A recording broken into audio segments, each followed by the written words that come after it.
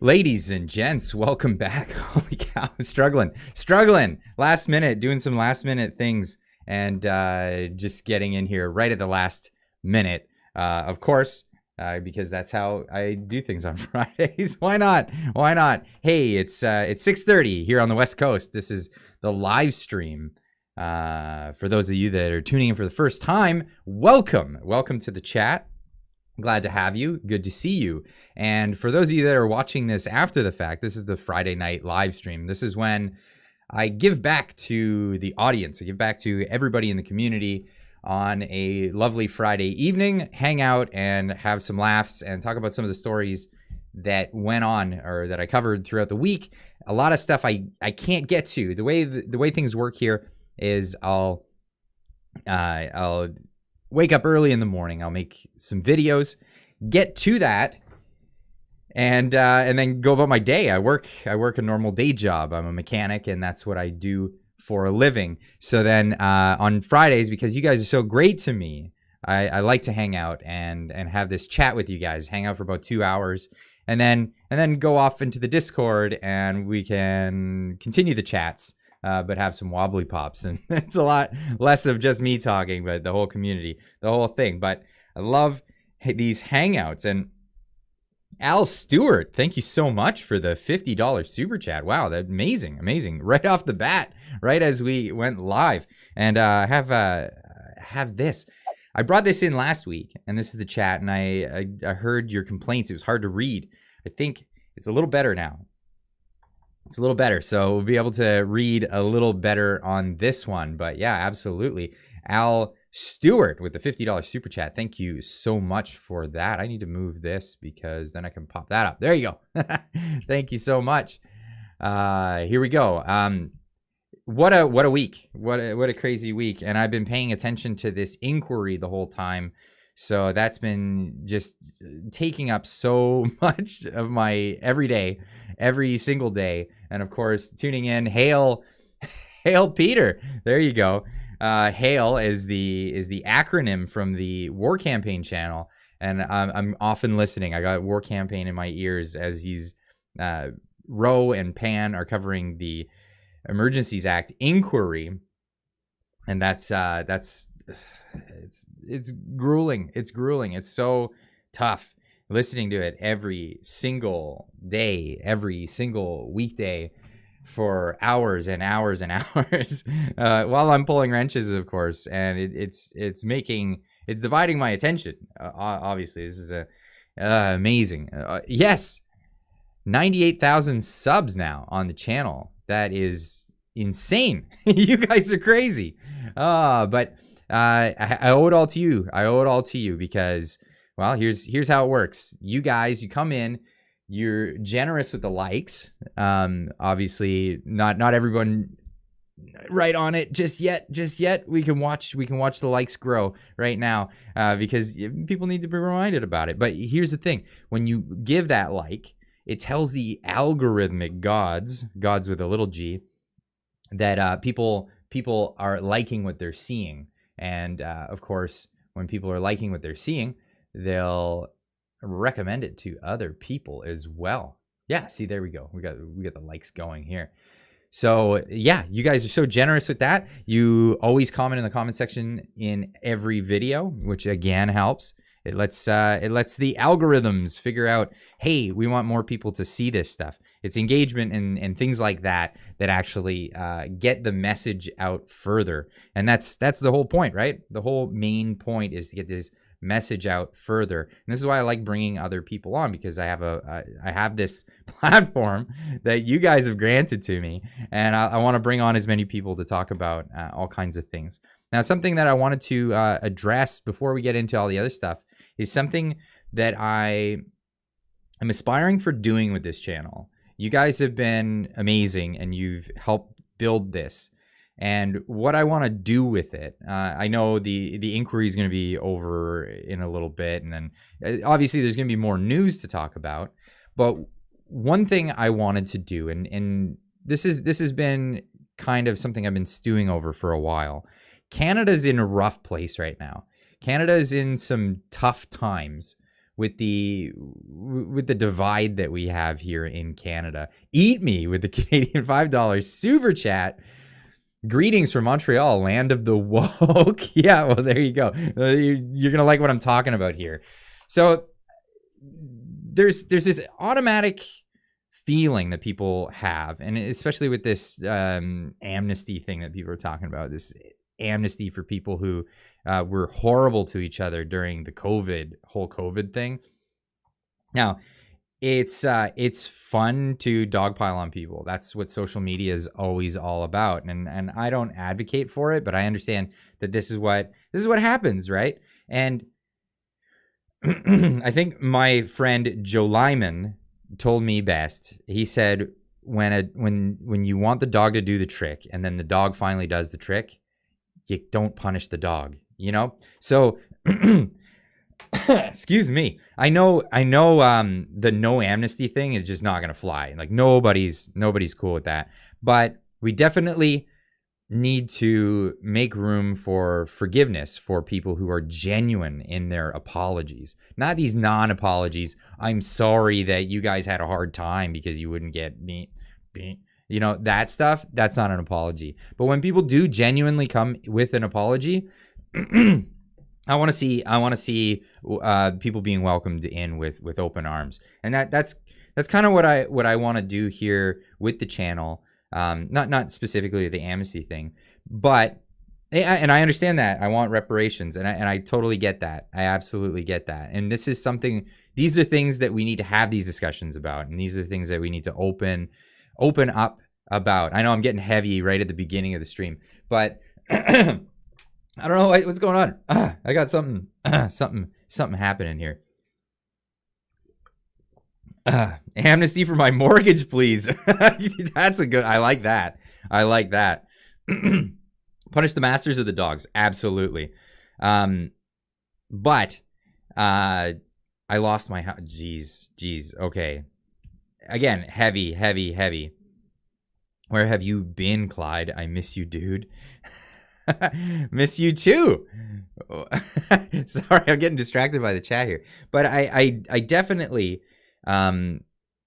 What I'm getting at is I want to reach out to people that I don't necessarily agree with, and I want to have conversations with these people, and I want to make this an open forum, not to have like debate me bro, internet blood sports kind of conversations. Again, I'm gonna keep going with the content that I currently make, but when it comes to conversations that I have, and I've been privileged. I've honestly been blessed with the fact that people have been happy to come and talk with me on the channel. And this is come on. This is something that I really want to push forward for, and try to bring people back together, because I think the hardest thing about what's happening here is I understand the pendulum is starting to swing. And it's going to go the other way.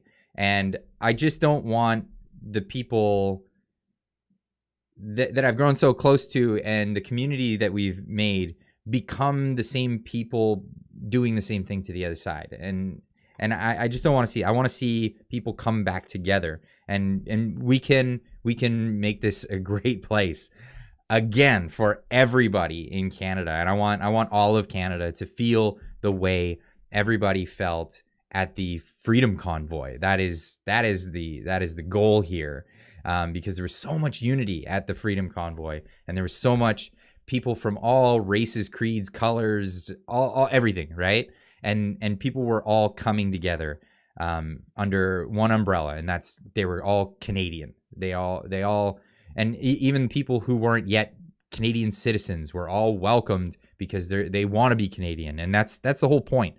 Is that it's what's in your heart that matters, and that's what I want to bring people back into. So without getting all heavy again, I just wanted to put that out at the beginning of the stream, because not everybody's always here for the end of the stream when things do end up getting a little heavy.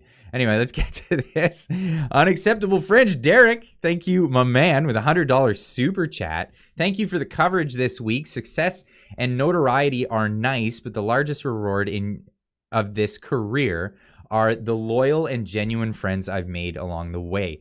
Couldn't be making this chat without you or your community. Cheers to each and every one of you. Thank you so much, man. Oh, that's beautiful. That's actually so beautiful.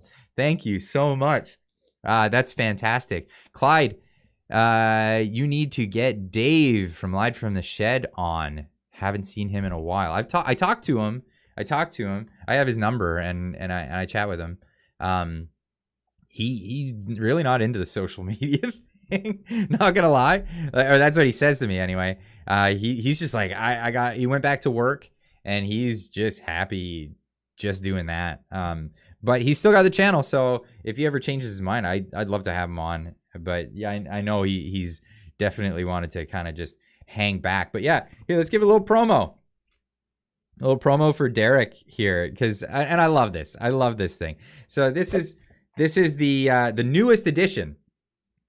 The newest addition to the series. And I had a lot of comments on the video that I made where a lot of people were saying they didn't actually buy the original book, but then they came back and they bought both, which I thought was fantastic. But yeah, of course, if you've never heard of it and you're just finding out about this for the first time, How the Prime Minister Stole Freedom is the original book, and this was about the Freedom Convoy, and it's a Dr. Seuss type parody about the Freedom Convoy, and it's just hilarious. It's full of all kinds of gags on Trudeau and all of that. But then Derek stepped it up, and instead of just dogging on Trudeau, he's dogging on all of them. He's got all your favorite characters, including some that we made up on the channel. And this one makes me laugh. The Grand Q-tip, which we're gonna get into today on this stream.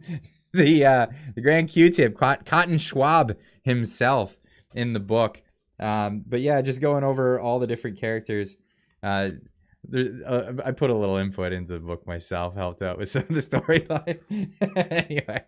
anyway, excited about it, and so happy for you, Derek. That people are jumping on this again, because what a great thing to bring people together. Grand Q-tip, classic. Yeah, he's the Cotton Schwab. That's right.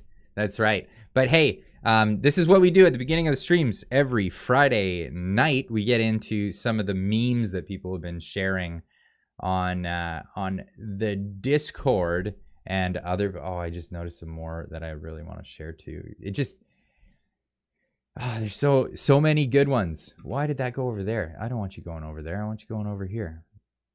Anyway, well, let's just get into some of these, because if I pull them all up, it's just gonna. Okay, I have to show that one. If I pull them all up, then it'll be all night. It'll be all night me just looking at memes. But if you don't know the Discord, get that link in the description down below. Discord's another community on the internet, another social media platform, but it's where communities come together. There's chat rooms, and when you get into a server, there'll be a bunch of chat rooms. You can chat with all the people in the community. And then there's also very, very good voice and video chats where you can have conversations and refine your ideas and practice talking about these things with people, because this is how we do better. This is how we engage society, but not by just sinking into an echo chamber or something like that, but by practicing your ideas and talking about them before you go out into the rest of society and talk about these ideas to other people. It's great idea to go practice, and the Discord community is perfect for that. So link in the description down below. Go check it out. Protesting over reach of government stopped by overreach of government. Yeah, right. It's like, oh, you don't like overreach? Hold my beer, right? That was what was going on. I'm all over the place in the chat tonight for some reason. I don't know why. But let's get into some of these memes. These are some from the community. Mommy, is that a man or a woman? It's a Democrat, honey. Oh, oof. Yeah, that's that's where we are. Oh, you can't see the whole image here. Okay, there it is. There's Turdy Boy getting scolded by his boss, his hero. What would you call that? What would you call him? By the way, I didn't have time to make one of my waters, so I just found a paper bag with some beverage in it this time. That's Focus Clyde. Yeah, that's it. Focus. His idol. That's right. There it is. Oh, Chippy's ATV with the $20 super chat. Thank you so much. Amazing. Hold my beer and get bent all the way. Good evening, everybody. Good evening, Chippy's ATV. Thanks for the super chat, my man. But let's get into some more of these memes here. I love this. I love this. It was too big. Radical maskers in Canada intently watching the CBC to see if they get to go back to screaming at people in stores this week. And that was the story, and we're going to get into that. But that's they're really just really want to bring those mask mandates back. Unreal. No thanks. No thanks, I says. Entire Western world wants Germany to build a huge army to march through Poland and fight the Russians if needed. Hitler watching this from hell. What do you even say to that? What do you even say to that? What's happening over there is just insane. Now, a lot of people, here's the thing. You take a stance on this, and everybody, it's such a polarizing issue, right? You take a stance on the Ukraine situation. If you don't 100% support giving all of our money to this country and giving all of our resources over, handing it over, and blindly saying, do whatever you need to do, then you're on the side of Putin. Doesn't make sense. I'm anti-war. I'm against war. Unless it's absolutely necessary, and I don't think this is absolutely necessary. And it's not even our war. It's not our war. Sorry, it's a proxy war. I'm not a fan. Not a fan. I love Russian cam girls, bro. Too funny. Yeah, you stand with, yeah, okay. Well, that's your prerogative. I don't have a dog in this fight. I really don't. And I don't support war. Done. End of story. That's not my thing. But of course, and this is where it's funny. As the world burns, stop that man with the fire extinguisher. Uh-oh. Yeah, the radical left, mainstream media setting the world on fire these days. Again, if you look back, Trump, when he was president of the United States, everyone was, no, we can't have this. We can't have this. He's gonna make World War III. He's so irresponsible. He's gonna get us there's gonna be a nuclear war. We're all gonna be in trouble. There was what? 4 years with no new wars. The first time in forever. The first time in my entire lifetime, there was no new wars. No new wars. That's pretty impressive. Pretty impressive. So if you're an anti-war guy, yeah, I'm hoping we can get back to the anti-war thing. And that's where I stand. Hey Clyde, hope you are well. I am well. Maiden. Thank you so much. I hope you're well. But let's get into some more of these memes. Of course, with the Trump thing. Anyway, Elon Musk, he put out on Twitter a new poll. Is sitting at 3,481,302 votes. Reinstate former President Trump. We'll see what happens. What did I put on Twitter? Hold on a second. I put this out there because I thought it was funny, and I was like, I gotta say this before I lose the thought. So say Trump gets back to Twitter, and all the people with TDS, Trump derangement syndrome, go make an alternative platform. No matter what they call it or name it, I'm going to call it Truth Social Justice. Because they'll hate that. Oh, God. Oh, God. Well, they hate that.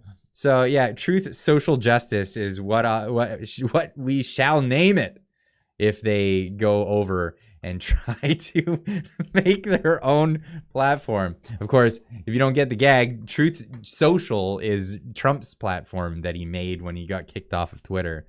But of course, I don't know. I never spent any time on there, but I just assume it's a giant echo chamber. Because, I mean, Twitter has been an echo chamber for the left for a long time, but at least it has opposition. And that's where I want to be. I want to be where everybody's sharing their ideas. That's kind of what I'm all about there with that. That's sort of my thing. Where are we here? $5 super chat from Eat Me. Coming from the province with 2 curfews, one that lasted 5 months, no amnesty possible. Defund all medias and send the shills to jail.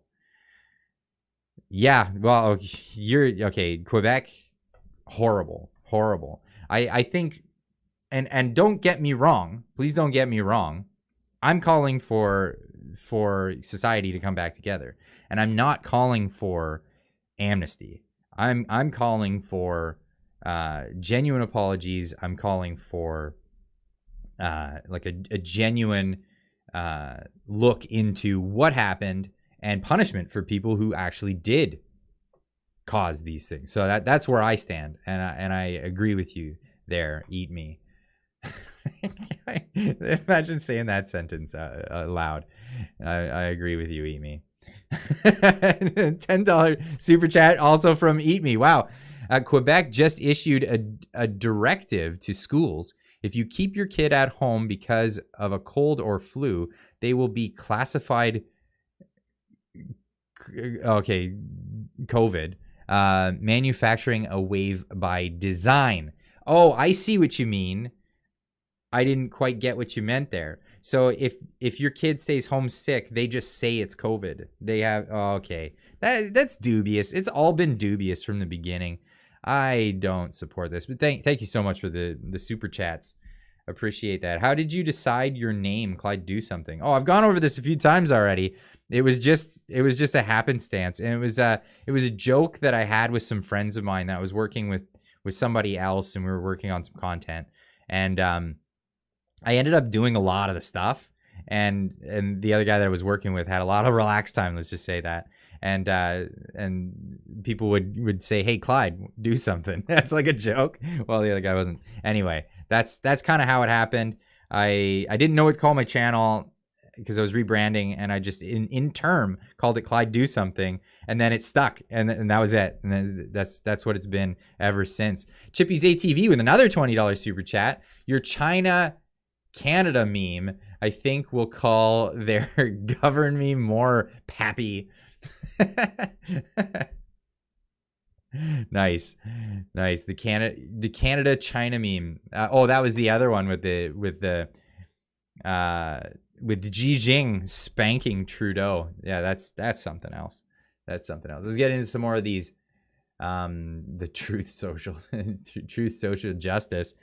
More memes. Hillary Clinton. I'm guessing this is a fake tweet. My husband called Sam Bankman Fried a friend. His impending self-deletion will take a heavy toll on us all. And this is the guy from what is it? What was it? TFX. That's it. Some scummy, super scummy cryptocurrency junk that they were selling. And what I think is most tragic about this whole situation, I know people want me to weigh in on it. I don't know that much about it. I don't know a whole ton about the FTX scandal and what's going on there, and I'm just learning about it. I'm not a cryptocurrency guy. I don't know this stuff. I don't own any cryptocurrency things. None of it. So I totally didn't buy Bitcoin and lose a bunch of money or anything like that. And I'm not anti cryptocurrency or by any means either, but I do know a scam when I see one. And yeah, definitely the cryptocurrency space was full of that stuff. Would love to start a channel like yours, but knowing the federal government, I fear I would lose every legal firearm permit I own. I don't know. They're not coming for any of my stuff. They're not coming for anything that I have on any grounds. I haven't had any threats or anything. So start it. Just get out there. Get out there and just start speaking your mind. I don't know how else to say that. Crypto. Have you seen the news about FTX? That's what I'm getting into here. So I don't know that much about it. All I know is that it was some seedy character who somehow has ties with Ukraine and the Bidens, and apparently they got their money out. I don't know what happened. It's like some alleged they got their money out while everybody else was still losing their money. Like they got a heads up. If you can't hold it, you don't own it. Well, yeah. If you can't hold it, you don't own it. Yeah, so the FTX thing, I got to learn more about it before I can comment on it with any degree of even claiming that I know anything about it. I do know, what I do know, and I was reading, was that the Canadian Teachers Pension Fund, a lot of that was invested in FTX, and it's gone. See, this is why this stuff is sketchy, what they're doing with people's money. Anyway, here's a little information on the on the FTX. There you go. I heard it was in the billions of dollars though that was laundered through this and lost. Don't think too much, Clyde. Well, you know what? It's funny because like there's all kinds of people on the internet and they're experts at everything. I'm not shy to tell people I don't know something. Like if I don't know something about a thing, I'll just say I don't know much about that. I'll say what I do know, but that's it. My tax dollars not at work. Yeah, that's right. That's right. But sketchy situation. Let's get through these memes so I can get to some of the stories. When you get robbed and your robber pretends you owe him the money. Taxation. That's what that is. That's what that looks like. Federal appeals court blocks Biden student debt relief program nationwide. But you said you were going to cancel my student debt. That was 4 or 5 months ago, Jack. The midterms are over. The teleprompter wants me to talk about climate change in Ukraine now. Oh, brutal.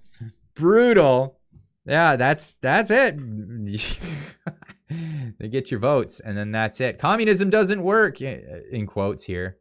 Does capitalism look like it's working? And then here's the poverty rate since the beginning of capitalism. Ooh. Wow.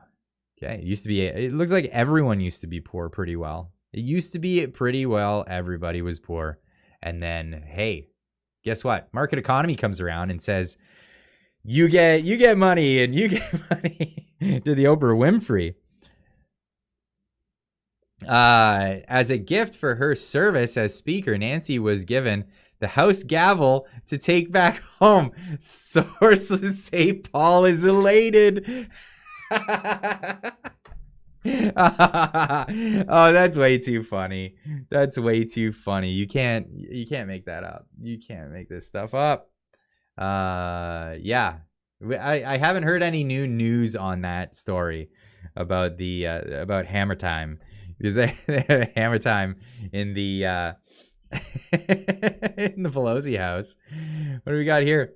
We got Eat Me again with another $5 super chat. My name is Nancy. FTX was a slush funds for the Democrats. It is how they laundered, again, money going through Ukraine. Well, there you go. There you go. They laundered it. And this nepotism and all of this, like, just open theft of money. It's just it's gross. It's grotesque, the amount of corruption out there. It's just insane. But okay, so I gave it to you guys on the Twitterverse. Now, I used to say I go to Twitter so you don't have to, but since Elon Musk bought it, or ever since he made the bid for it, I started telling people, get over to Twitter. This is gonna be the next best thing. It's gonna be great. And Elon did buy it, and he's been having some fun with it. A lot of people are worried. I'm not so worried, but been having fun over there. So now I tell people, yeah, head on over. And this is one that I popped up there. I said, caption this, and we got some good ones. And I only did this like a few hours ago, and already got a bunch of good ones. We got non-binaries at the gay club be like, please let us in. Now, for those that don't know who this is obviously the Cotton Schwab himself, the Grand Q-Tip. We've got here, I had to look up his name because I didn't know his name. I knew he's the Prime Minister of England, but they go through prime ministers like I go through wobbly pops. So I had to look him up. His name is Rishi Sunak, and apparently he's about 4 feet tall, and he's the Prime Minister of England. That's all I know about him. Oh, and he's a WEF guy. So was she, and so was he. Okay, yeah, they're all WEF guys. Yeah, all WEF guys. Great. Just good to know. Anyway, and then of course, this is when he still had clean pants. Yeah, our Prime Minister, the national disgrace. Oh, amazing. Hey, why am I the only brown guy? Hey, Trudeau, do that thing. Oh, too funny. Oh, the comments here. The three corrupt stooges. And then this I didn't even realize that this was a comic that came out. This is Bob. I forget his handle. He makes the best political cartoons. They're amazing. But yeah, that's the lot of them hanging out, crushing freedom. A real thing. Yeah, the Prime Minister, the Prime Sinister, that guy. I wish I wasn't such a short cock. Oh, God. I thought you said there'd be girls on this cruise. Oh, Gilligan, the Nutty Professor, and the captain did get off the island. It's the shirts. The three losers, 3 ropes. Oh, whoa. That's spicy. Stop me if you've heard this one. An old Nazi, a trust fund kid, and a rich guy walk into a bar. Oh, funny. Let's pretend the F's I give about my citizens are in my hands. Oh. How are they? How are their hands? Ah, right there. Let's pretend that's happening. Why does Skippy have the Santa Claus badge on? Old guy looks pretty rough though.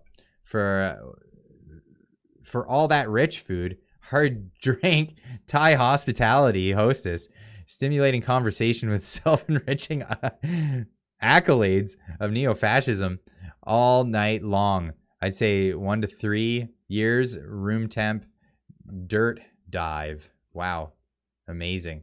Is he wearing that pin? Is he wearing a Schwabstica? Oh, I can't zoom. I can't zoom. Can't do the zoom. I think he might be. Oh, I just X'd it out. Oh no, we're back. Oh, they're calling that the Schwabstica. If you haven't seen the pendant, I gotta get this up here because it's just way too funny. The Schwabstica.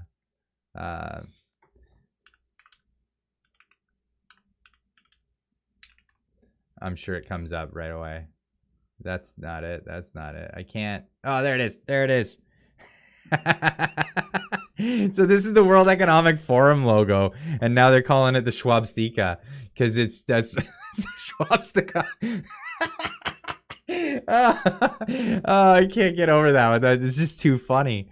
A round label pin showing 17 different colors promoting the UN's Sustainable Development Goals. The chairman wore a Schwabstica on his lapel. There he is. Little Schindler. Oh, goodness. The left probably already in your town. Know the signs. Look at the sustainable goals swastika. Oh, man, that's too funny. I love this. Oh,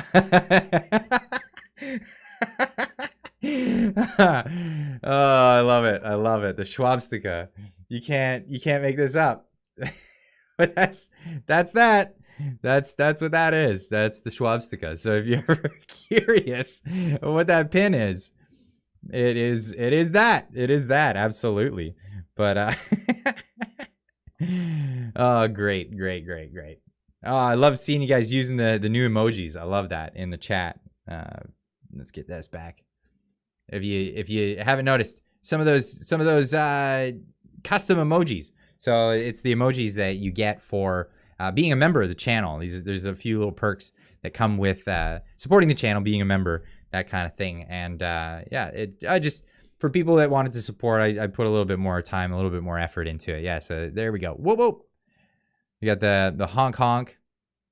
We've got the gas can. You got the Clyde. Got other ones, laughing Clydes, Canadian flags, honking. You got Canada Goose, honks, all kinds of stuff. But yeah, it's all kinds of fun. You can get in there and see. There you go, Josh. Now you can use all the ones. You can get that dumpster fire in there. Amazing. Evening, Johnny. How are you doing? Nice. Welcome. Yeah, the lit match. Excuse. I love this koozie that I got. So normally I have my my just soda water on the stream, but I had to cover this for TOS reasons. But it's a paper bag koozie. It's actually a koozie, like legitimate. It's one of those. Yeah. Anyway, the swastika. Let's move on. Let's get into some of this other stuff that I wanted to talk about. Where was I? Okay, this was a funny one that I saw on Twitter today. Because someone else was saying, let's get into this. So somebody was saying we should start sing saves as a new hashtag to try to stroke his ego, but coax him into pushing for an election so we can have an election in this country and get the grand turd out of here. And because that's all it takes. The conservatives would vote no confidence, no problem. Singh, if he changed his mind, he's the head of the party. It's in their constitution that they all have to vote with him, right? At least that's what my understanding is, that they all have to vote together in the NDP's constitution of the party. But Singh, so based on that, Singh could single-handedly get a vote, get an election happening right away. So the idea is Jagmeet Singh is the only man between Trudeau and the office of Prime Minister. Let's hope Singh saves Canada by doing what's right and calling for an election. So stroke his ego as Singh saves Canada. And so Trudeau knew here, I don't know how to pronounce that, but says he needs another Rolex. Let's give him what he wants. Money. Pay him outright the entire $10 million. It is a small price to get an election. This is funny. I think this is not legal, but, and I'm not advocating it. I'm not giving a link for this, but this is actually a GoFundMe. Here, I'll get rid of the negative image there. So this is pension for Jagmeet Singh.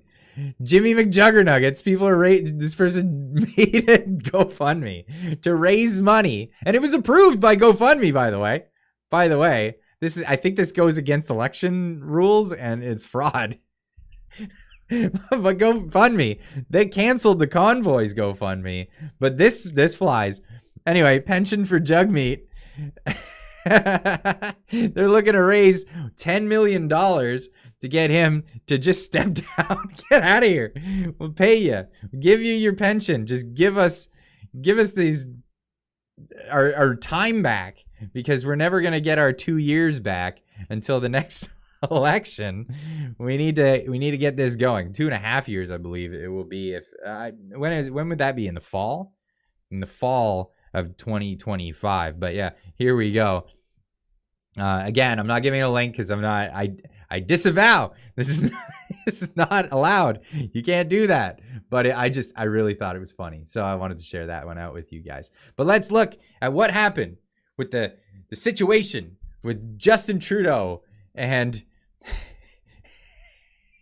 the dictator-in-chief over from China.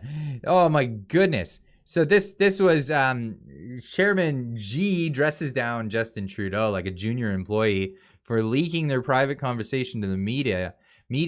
Trudeau can barely walk after, and this is Jack Sobick. He's if you don't know who he is a journalist, an indie journalist. I think from the Post-Millennial, I believe that is, in America, and he's a good journalist. And so this is where I got this tweet. But here's the situation here. We'll get this going. I'll make sure it's not too loud here for you at first.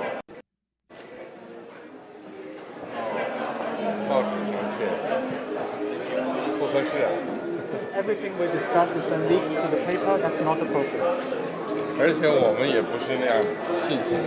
And that's not how the way the conversation was conducted. Called him out. So if you didn't hear that, he says he's disappointed basically that he leaked what was said in their private conversation with each other to the media. Now, this is a guy who's not used to any dissent, like zero. If there's dissent, he just crush them. You know, oh, people don't like COVID. Well, I said that we're having a zero COVID thing, and I can't save face without destroying COVID. You know, this guy, it's not going to go through. So to save face, because he said that you're going to have a zero COVID policy, he's just straight up, throwing all their people in cubicles around the country. I'm not gonna get into that because it's just insane. But I will get into this. Holy cow, Redneck with the $100 super chat, just stepping it up, just to keep that going with the hundreds on the top. Holy cow! Thank you so much. I'm with you at Eat Me. At least I'm done funding Ukraine since I lost my job. Yes, I'm sorry. Why are you super chatting if you lost your job yesterday? Gonna suck a buck of all I paid to the government. F it. Gonna try. Sorry, I just got distracted. Gonna enjoy life a bit with my kids and get back up. And $1 for Clyde. That's more than $1, my man. Mech-eng for hire. Mecking. Mecking for hire. Pulling wrenches? You mean, yeah. Wow, that's insane. That's insane. I hope you get back on your feet right away. I hope you get another, well, unless you don't want to, because it sounds like you just want to hang back and enjoy life with your kids. I lost a job a while back. This going on a lot of years ago. But I got wrongfully dismissed from a place. Long story. I'm not going to get into that. But I did take that opportunity. And spend time with my daughter before my son was around. And I don't regret it. I don't at all. But thank you so much for the $100 super chat. Dude, seriously. Oh, mechanical engineer. Sorry. Mechanical engineer for hire. I didn't know the abbreviation there. But yeah, I hope everything works out for you. Absolutely. Anyway, let's get back into the story here. So you basically said, in so many words, scolded him for leaking to the media. This is a guy who has no dissent. Nobody crosses him. If you cross him, you're done. You're done over in China. And Trudeau actually admires that. You know, we heard this a bunch of years ago. He totally admires that kind of thing. He was asked which country he most admired and referred to China. There's a level of admiration I actually have for China. Because their basic dictatorship is allowing them to actually turn their economy around on a dime and say we need to go green as fastest, we need to start investing in solar.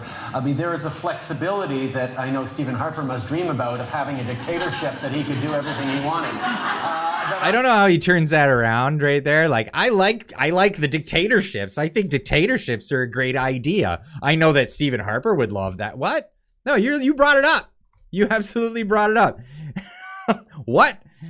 And then his smug, dumb face. I find that quite interesting. No, I find your love for dictatorships quite interesting. But what happens when you meet a dictator face to face? Well, you poop your pants. And here we go. So look on his face. He's just like, he looks terrified, in my opinion. In my opinion, he looks terrified. But what does he do? He starts up with the, who's Stephen Harper?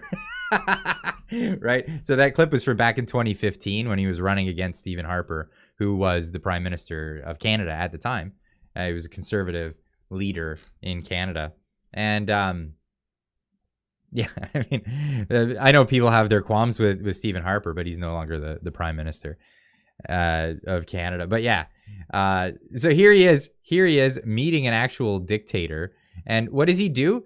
He gets right into his stupid platitudes that he shoves down the throat of the Canadian public. And here's the deal, right? You watch it on CTV, you watch it on CBC, you watch it on the mainstream media. It's shoved down your throat. Taxpayers have to pay for this stuff.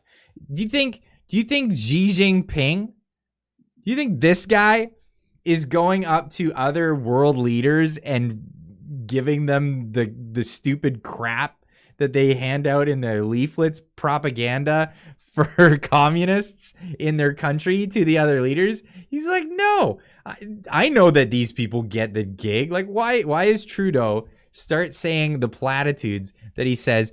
Xi Jinping, he knows what Trudeau did.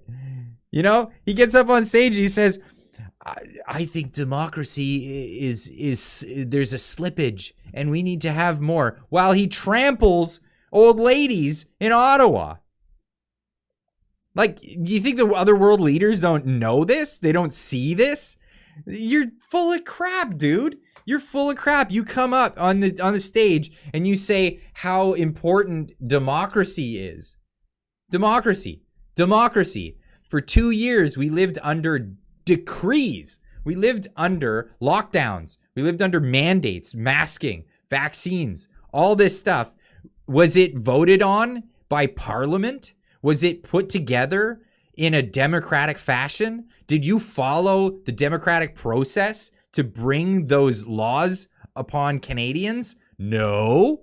You have no right getting up on a stage and saying anything about democracy and how democracy's got a slippage. He's the slippage. He gets up in front of everybody and has the gall to say that when he used the health minister decree to put mandates, to impose mandates on the citizenry of this country. And when people stood up to that, when people said, I disagree with your policy, I'm driving my truck to your workplace and I'm going to not leave until you address this. What does he do? He suspends the charter. He goes, oh, you didn't like that I'm infringing on your rights and overstepping? Hold my beer. Let's declare martial law. And here we are. We're going through this inquiry right now because of this. Thank you so much, Rainmaker, for the $5 super chat. I don't have much, but I gotta say, keep doing something, Clyde. Clyde, keep doing something. Thank you. Thank you so much. I really appreciate that. But it's insane. It's absolutely insane to me that this guy will get up in front of the Canadian population and say the stupid stuff that he says about democracy, about the rule of law, when he just subverted it for 2 straight years. He has no respect for any of those things. He has no respect for the charter. He has no respect for democracy. Democracy. For a person to say that and then impose laws by decree, rules, impose them on people, arrest people, beat them up in their homes, drag family members out and hold them down in the snow and during Christmas. This happened in Quebec. I can't show the video anymore because YouTube will strike my video. I had that happen because you can't show the violence that the state imposed on people. You can't, because it goes against the terms of service here. But they'll go in the Emergency Act inquiry and they'll say the protesters were violent. Well, define violent. Well, annoying sounds. That's violence. They redefine words. Sorry, I'm getting off track. Here we go. So what does he do? He starts saying the stupid platitudes. If there is 否则这个结果就不好说了。 if In there is Canada, we sincerity believe on in your part, free and open and frank dialogue, and that is what we will continue to have. We will continue to look to work constructively together, but there will be things we will disagree on, and we will 有 have 些 to 可以签学生，但是 创造条件。 Like, he's not even done talking, hasn't heard what the translation is, and he's just like, I don't want to hear it. Right there. Like the stupid thing. Like, I always wondered what he would have to do his dumb thing. Because he does this thing, right? He does like door window. I just call it door window, right? He's not talking to a person at a press conference. He looks at the door and then he looks at the window. And then he looks back over at the door and then he looks at the window while he's saying his stupid lines. And then he just keeps going back and forth. And that's just the routine, right? Door window. He's just door window talker. Gush Mason with a $6.99 super chat. Have you heard about Ontario Health Minister at a party? Okay, we're getting into that. We're doing no spoilers, okay? Health Minister at a party, maskless after telling us to wear it at home. Goodbye, respect for mandates. It's gone. It's gone. Nobody has any respect for these mandates. And they got away with the hypocrisy last time because they had like their secret parties and stuff. They had like some official in England. He was really coming down on people. Meanwhile, he was traveling across the city to go cheat on his wife every day, or maybe not every day at the time. But there was all of these hypocrisy things that kept coming out, and unbelievable. I think it was like their health minister too, like the one that was imposing this stuff. But anyway. Thank you so much for the super chat. But here we go. Mr. Door Window. Door window. How do you do that when you're talking to someone in person? It's the it's the cufflinks lapel. Cufflinks lapel. Because he's not looking, he's trying to look at him in the face, but he keeps veering off because he's got this stupid routine that he's got when he bullshits everybody. That's essentially what it is. It's just he's got the BS meter goes up and then it's like, okay, protocol 27, protocol door window, dude, talk like a robot and say the stupid stuff. And again, this guy's not buying it. 否则这个结果就不好说了。 if In there is Canada, we sincerity believe on your in part, free and open and frank dialogue, and In Canada, we believe in free and fair and open and frank dialogue. Like how? Like when? When people come to have that free and fair and open and frank dialogue and you run away to the cottage, you go and you hide. You go and you hide from everybody. That's the free and fair and open and frank dialogue. You had every chance to talk to tens of thousands of people that came to your doorstep to protest what you were doing. And you didn't have any of that free and fair and open and frank dialogue. No, you ran away and then you sicked the dogs on them. That's what happened. That's absolutely what happened. You sicked the dogs on them. You got most of the people in policing that didn't want to do this stepped down. So what do? They got the worst ones. And they were bragging about it in their telegram.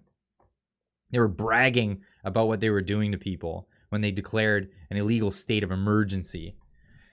Unreal. Just, sorry, I'm getting heated up. This guy just gets my goat. what we will continue to have. We will continue to look to work constructively together, but there We'll continue to work constructively together. will be things we will disagree on, and we will have 有 to 些可以 continue. 坚持。 Don't give me your crap. That's why- 创造条件。 don't want to hear it. I don't want to hear Create the it. conditions. Get the hell out of here. And then he walks off like he crapped himself. And the look on that lady's face too. I don't know if he tried whispering something to her or something like that. I don't know what's going on there. I don't know what was happening there. Do not let him get your goat, Clyde. Okay, well, he gets my goat. Sorry, he gets my goat.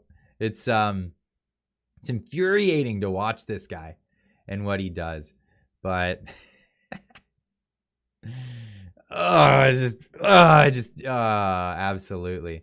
But so we have footage of him, courtesy of Mike. Justin Trudeau speaks to the media after scolding from Xi Jinping, and moments before calling his mom. Too good. I love to see it. And then also we have that one little clip of him where it looks like he crapped himself. What is that right after? What is that? Oh, unreal. So we've got more funny ones. Justin Trudeau parody account. After another successful meeting with Chinese Supreme Leader Xi Jinping, I feel I finally exposed my leadership skills to the world.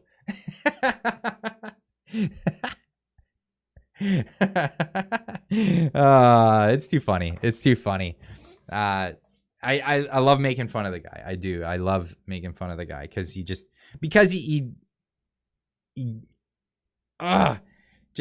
drives me so much. Fringy with the $6.99 super chat. President Xi canceled the look on. Wait, what? Channeled the look on every Canadian's face when Trudy starts in on the garbage leftist platitudes on question period. Exactly. He totally channeled everybody. And I don't like Xi. Don't get me wrong. He's actually going to be serving an unprecedented. Oh, by the way, Fringy, thank you so much for the super chat. Unprecedented third term. So even in China, they're like, oh. You just got rid of term limits. He single-handedly got rid of term limits so that he could stay in power. Interesting. Interdasting. Very, very interdasting. That is. But yeah. Oh, sorry. Fringe E. Fringy. That's what it is. I was reading it wrong. I'm the worst. I'm the worst at pronouncing stuff. But yeah, I'm no fan of Xi, that's for sure. But at the same time, unreal. Trudeau just with the platitudes, like he's just gotta give that up. It's not working. It's not working. Anyway, let's change the topics here. Let's get on to something else. Clyde, play the end bit from him storming off. Why? Wait, what? It scrolled away. It's gone. Thanks for laughing. Your laughs helps get less angry on JT. Yeah. I think it's I don't know. It's a thing I always have done. It's when something gets me angry, I'll start laughing. Because I mean, what else can you do? It's just you gotta laugh. You gotta laugh at stuff, or else you'll lose your mind. And what a great segue into this, because I found someone else that loves to laugh at stuff. And again, when something is ridiculous, it means it's deserving of ridicule. And it's almost a call for you to ridicule that thing. You ought to. This is what we ought to be doing in our society, is when something's ridiculous, ridicule it. And we have the king of ridicule for the week here. Wilfrid Laurier, a student who decided to take things into his own hands. Mask mandate mocked by university students. Camille Bakushchi.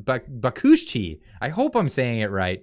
A fourth-year student of Wilfrid Laurier University has worn Ziploc bags, buckets, and even exotic fruit on his way to both follow and ridicule the nonsensical COVID-19 safety rules. And many students are beginning to follow his lead. I hope more people actually do this. I think this is just amazing. This guy kills me. So a spoiler for what's coming up soon. After doing a video about this morning, I reached out to the guys at Get Woke Up, which is the publication here, getwokeup.com. I like that. And I said, hey, would you, because I've chatted with them before, but I said, hey, would you be able to get me in touch with Camille? And they're like, yeah, we'll drop a line with him. So I ended up getting in touch with him, and he's gonna come on the channel, and we're gonna have a chat about what he's doing, and I'm really looking forward to it. So this is something to look forward to in the next week. So Rebel News did this. Oh, I didn't know that they covered this. Anyway, go check out getwokeup.com. I love the stories that these guys write. And they're always good. They're always good. But here's the man himself. It's way too funny. So scroll up to the top. So this is Camille Bakuchi. I hope I'm saying it right. Just another day at the incredible Wilfrid Laurier University, where students are forced to wear masks in class. This is absolutely ridiculous. I agree. Totally ridiculous. This isn't China. We're Canadian, and we shouldn't be forced to wear face condoms in rooms full of healthy 20-year-olds. Right? None of these people are at risk of any of this stuff. None of them. But yet, it's their school. Their school. They're on a power trip. It's so crazy. The power trip is going on. So here he is, like mock wearing it in a stupid way. In protest. Imagine going to a school that forces you to wear a useless mask in class and has non-tenured professors going out to do their bidding. Clearly, the dean here at Laurier is completely out to lunch with what is actually going on around the rest of the world and mask mandates. This is supposed to be a place of higher learning. Instead, they're teaching these young adults how to be good little soldiers who obey without thinking twice, especially when it makes no sense. No more critical thinking. And this is why guys like Peter Thiel have incentives. In their philanthropy, they have incentives to get kids not to go to college. They have I heard about it. I got to bring it up at some point, but he's got a what would you call it? It's like a scholarship. It's a grant. It's a grant if someone who's got good ideas, business sense, and instead of going to college, they can apply for this grant, and he'll just give them a ton of money to start a business and not go to college. And I think it's interesting. It's one way to go about it. Update. So I've gotten a lot of support for showing that what at Laurier is going to do to students. I appreciate it. I intend to wear a different face covering every class until the university removes the authoritarian measures. Today, I'll be wearing a Ziploc bag on my face.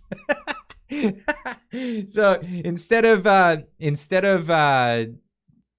like just complying, or instead of non-compliance. So non-compliance is a way of protest, right? But you can get in a lot of trouble with non-compliance, and he wants to make sure that he can still get his education, do all that stuff.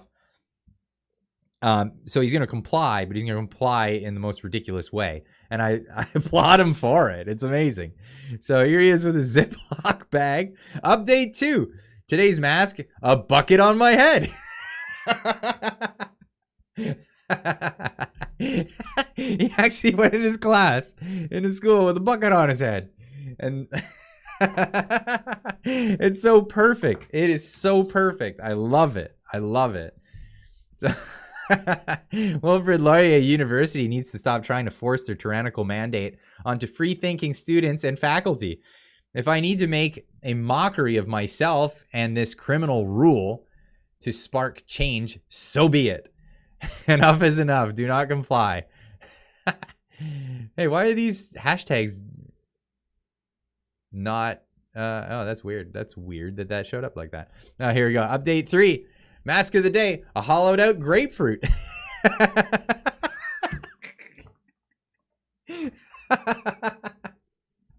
Oh, I love this. I love it. It's just, wait, it's so funny. A hollowed out grapefruit. Apparently, I wasn't harmful to society without a mask 2 years ago, but now, God forbid, I get caught without a mask on. COVID only exists on campus.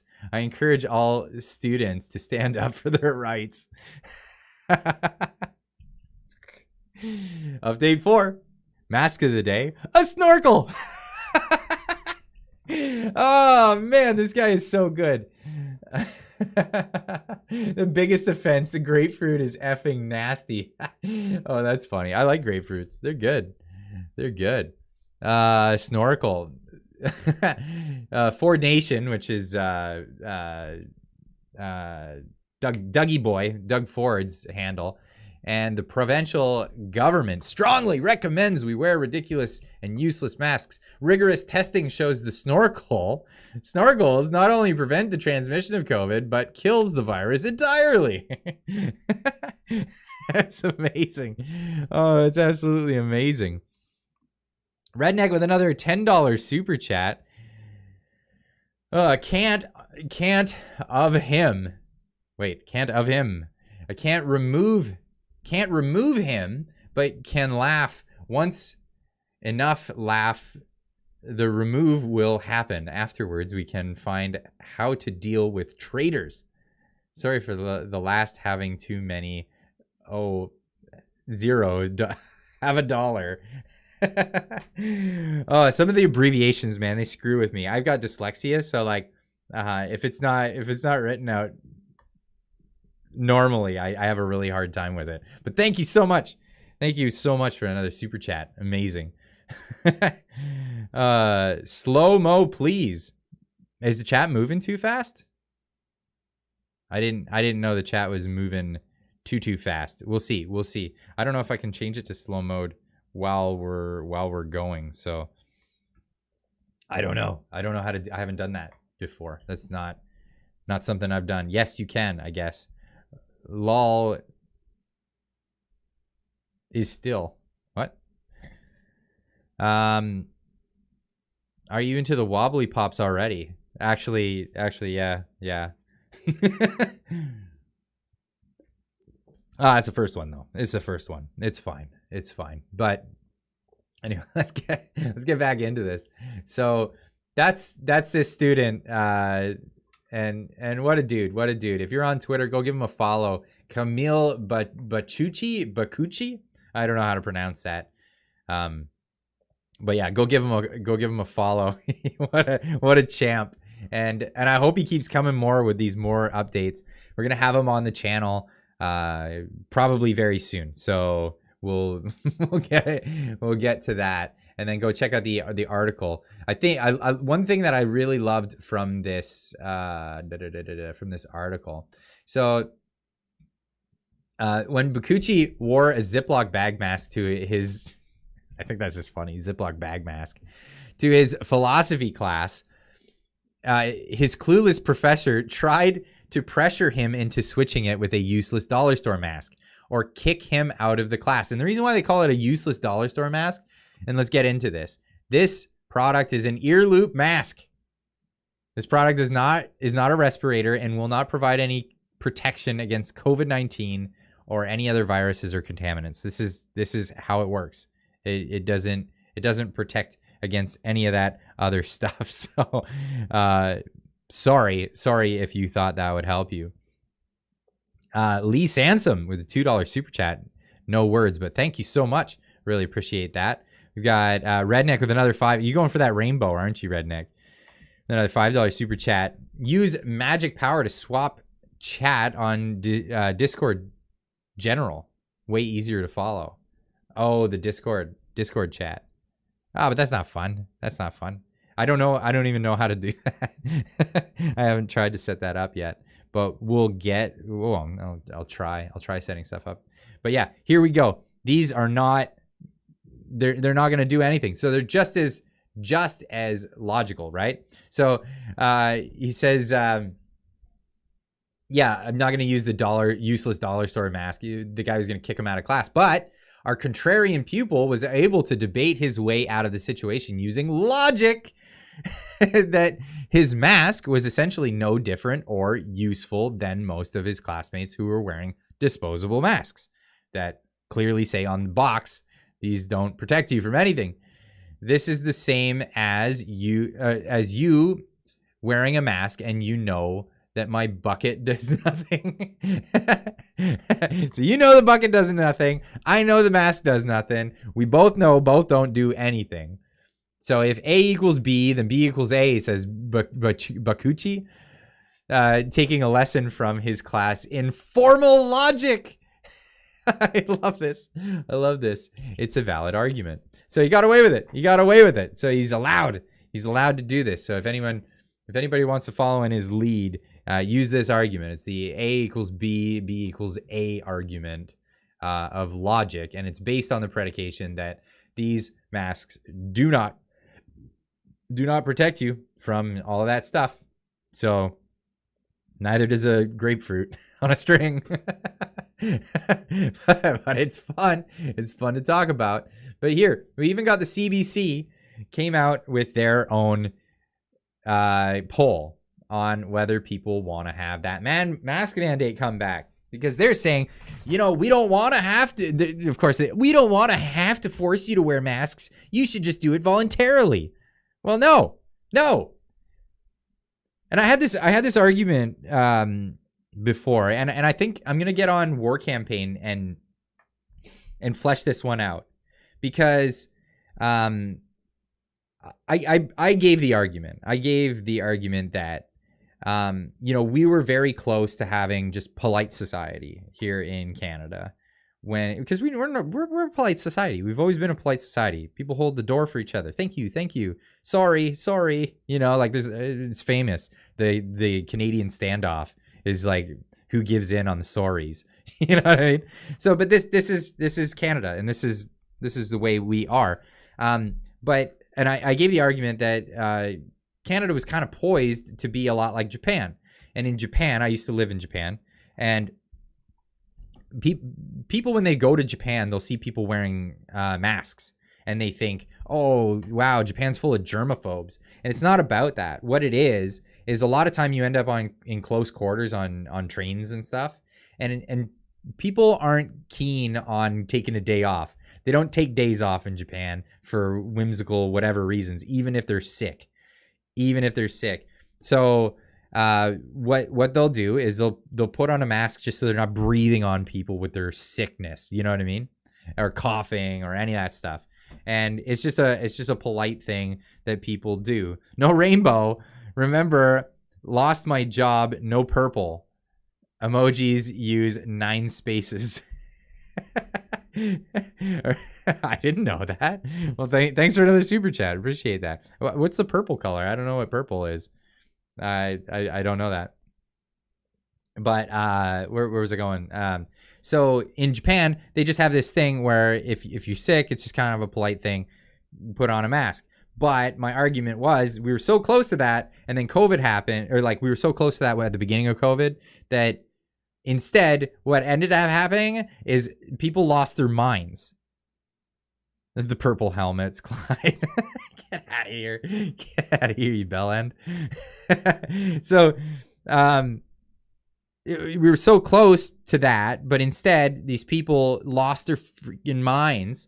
And what they started doing was wearing their mask. You're not wearing a mask. I'm going to shout at you in a public place, and just became these vitriolic pieces of junk. And straight up, what happened was, instead of people, when they do get sick and they're all mucus flying out of their face and going all crappy. Redneck with the $2 super chat. Purple is like 50-ish. Oh, okay. Fair enough. Well, thanks for the $2. Got to the point where now, instead of people just when they're sick and they're mucusy and they're coughing and sneezing and stuff in tight quarters, when you're in tight quarters with people, like people in Japan, they'll do it to get on the train and stuff like that, right? And another thing about those masks is a lot of them, they'll come with like they smell like Vicks or something. You can get like different scented ones, so it like clears your sinuses and stuff. Whatever. That's kind of not the point. The point is, instead, now in Canada, a mask is just a signal to everybody else that you're a jerk. That's all it is. It just, when nobody else has to wear a mask, you wearing a mask tells everybody around you you're a total jerk, and don't go anywhere near this guy because he's a piece of crap. Like the original POC, and piece of crap, and you don't want to deal with this guy or this person. It's a Karen. It's a whatever a male Karen is. You just don't want to deal with this person. That's now the symbol, the mask, the Ukraine pendant, Ukraine in your bio, that kind of stuff. It tells people that you're a jerk, and now people aren't going to do it. Yeah, the jab cult. Mayor Karen is Kyle. Is that what it is? Exactly. They show us either they have COVID or that they're too stupid to think for them by themselves. Yeah, absolutely. It's true. Wait, I'm missing some of these chats here. It's true. Folks in stores still wearing them look at you as a customer, just hoping you approach them. But you always got someone with no mask. You always go to someone with no mask. Steph with the $10 super sticker. Thank you so much. Appreciate that. Thank you so much for that. I'm missing some of these. Redneck with the honk that $1 if you can pumps over like. Thank you. Appreciate it. Redneck with the $1. Okay, it goes down to $1. I didn't know. I don't. Ken? Ren? I don't know. Is it Kyle? Is Kyle? Yep, Kyle came before Karen. Is that right? Just the jerk, the getting in everybody's business jerk. That's funny. That's really funny. But yeah, here we are. Here we are in a society where just like, no, not gonna do it. And here's the results and this is not some tiny poll, right? This was put up on Twitter. 133,300 people voted on this, and 75%, almost 76, said stuff it. I'm not going with your mandate. No, thank you. Fringy, radical maskers, all soy, no tea. All the low tea, the soy boys. Too funny. But that's where we are. That's where we are with that. I'm going to close some of these things and get on with the next part of this, because well, we can't talk about masking without talking about who's talking about masking. Well, we've got here, watch, Dr. Kieran Moore. It might as well be Karen Moore. Is now telling parents of toddlers to wear masks inside their own home if they have the sniffles. You should be masking at home. Yeah, I'm sorry, but you should. I just want to be clear. So if I'm a mom to, let's say, a toddler, and I wake up with the sniffles, you're saying I should be masking at home? I'm sorry, but you should. You should be doing good hand hygiene, cleaning surfaces, masking as best you can to decrease the risk to that child. I just want to be clear. So if I'm a mom. What? If you're at home with your kids and you get the sniffles, you should be masking. What? Forever? While you sleep? All this stuff? Oh, it's unreal. This guy is out of his mind. He's just lost it. This guy is a tool. And Karen's and Justin's. There you go. Justin's a great name for a male Karen. Straight up, Justin. But this guy, yeah, telling people you need to mask. we need to bring back the mask mandates because masks are important and we should all have masks on. Well, what does he do with masks? Well, he doesn't wear them at his parties. Dr. Moore had a busy indoor gathering Thursday night for Toronto Life, not wearing a mask, contrary to his strong recommendation this past Monday. Here he is, boop, boop, boop, boop, boop, with the mask. I'm gonna fall behind on these if I don't hit him up. Sorry. Linda Hunter with a $1 super chat. Thank you very much. Newbie 431 with a $5 super chat saying, I can't believe how anti-science our governments are. It's insane. Yeah, it's a dumpster fire. Absolutely. It's insane. Craziness. So here we are. You know, masks for thee, not for me. While I sit and listen to some new age rap artists. So Ontario Chief Medical Officer of Health, Dr. Kieran Moore, is spotted maskless at Toronto's Life 50 Most Influential Torontonians dinner party 3 days after strongly recommending Ontarians return to masking indoors. Oh, there's no audio. Probably for the best, because it's probably copyright material. But here he is, hanging out, poking on people with, and hanging out with the rap stars. None of them are wearing masks. All these people that want the masks, nah, not happening. Yeah, so yeah, this is just infuriating. It's absolutely infuriating. I don't know how people deal with it, but we had to deal with it for a long time, and we had to deal with it because, well, what was it? Only 2 years ago, we were told we all have to stay home, not go to work, you can't do certain jobs remote. And businesses were put out of business. All of this stuff because what? We're going to overrun our hospitals. Well, what happened to the hospitals? It's going to get worse. Yeah, that's right. The hospitals partied because there was nobody in them. This was the thing. So this is how it went for all of us for 2 years. Couldn't go to your cancer screenings. Couldn't go to your physicals. Couldn't go get your prostate poked.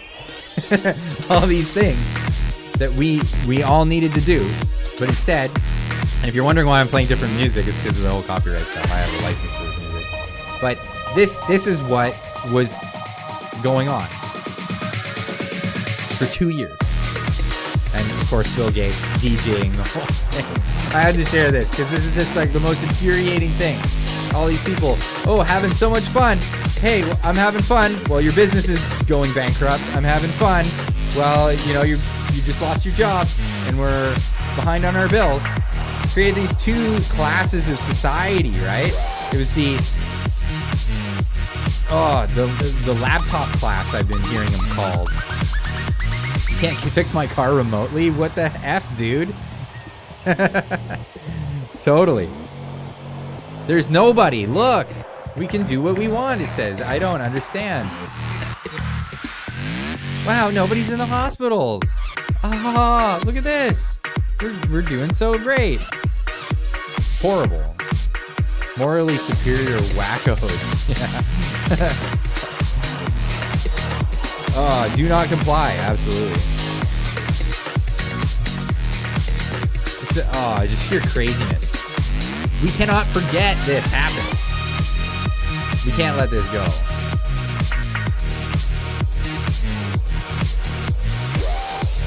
Oh, God. And it just keeps going.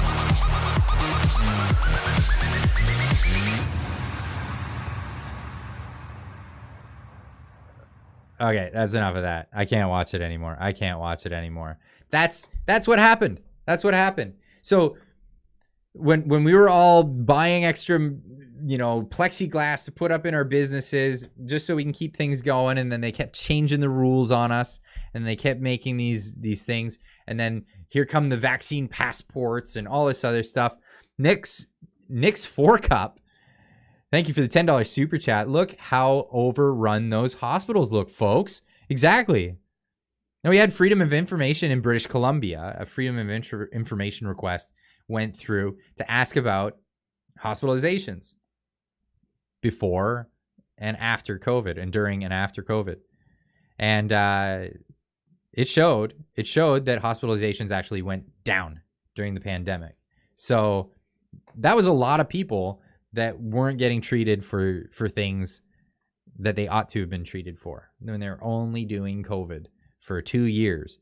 It's horrendous and destroying people's lives, destroying businesses, destroying all of this. And what, they want to come back with this?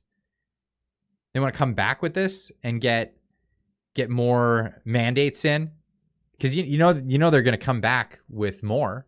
It's not going to just go.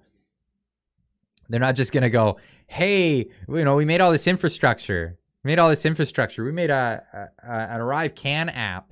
We made these vaccine passports that go on your phone. You think that that's not going to be a permanent infrastructure?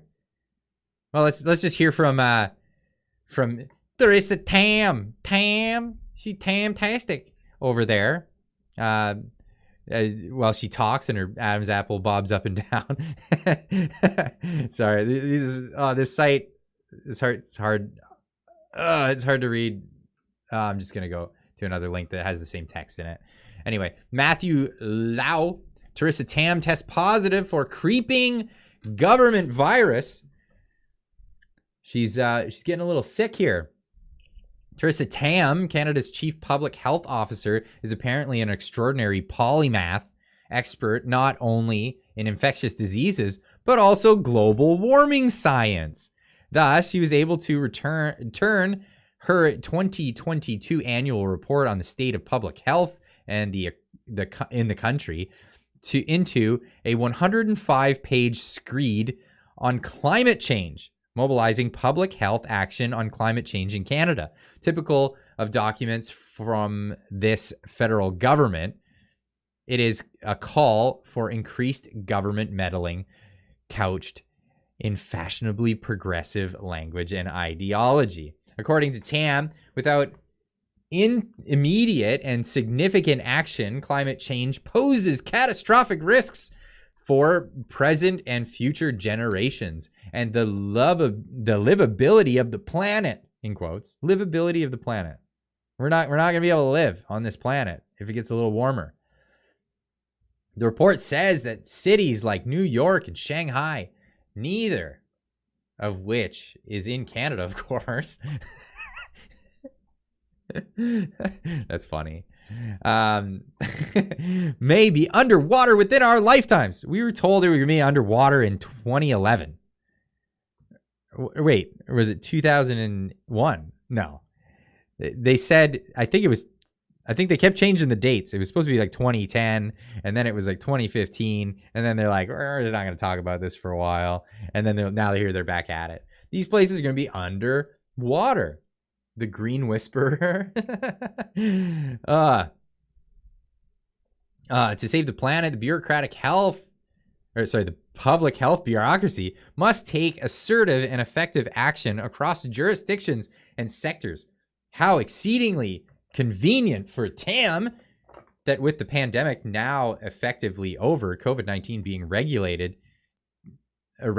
to an appendix in her report, there is still this other alleged crisis whose management demands allowing her and her bureaucracy to maintain significant control over society.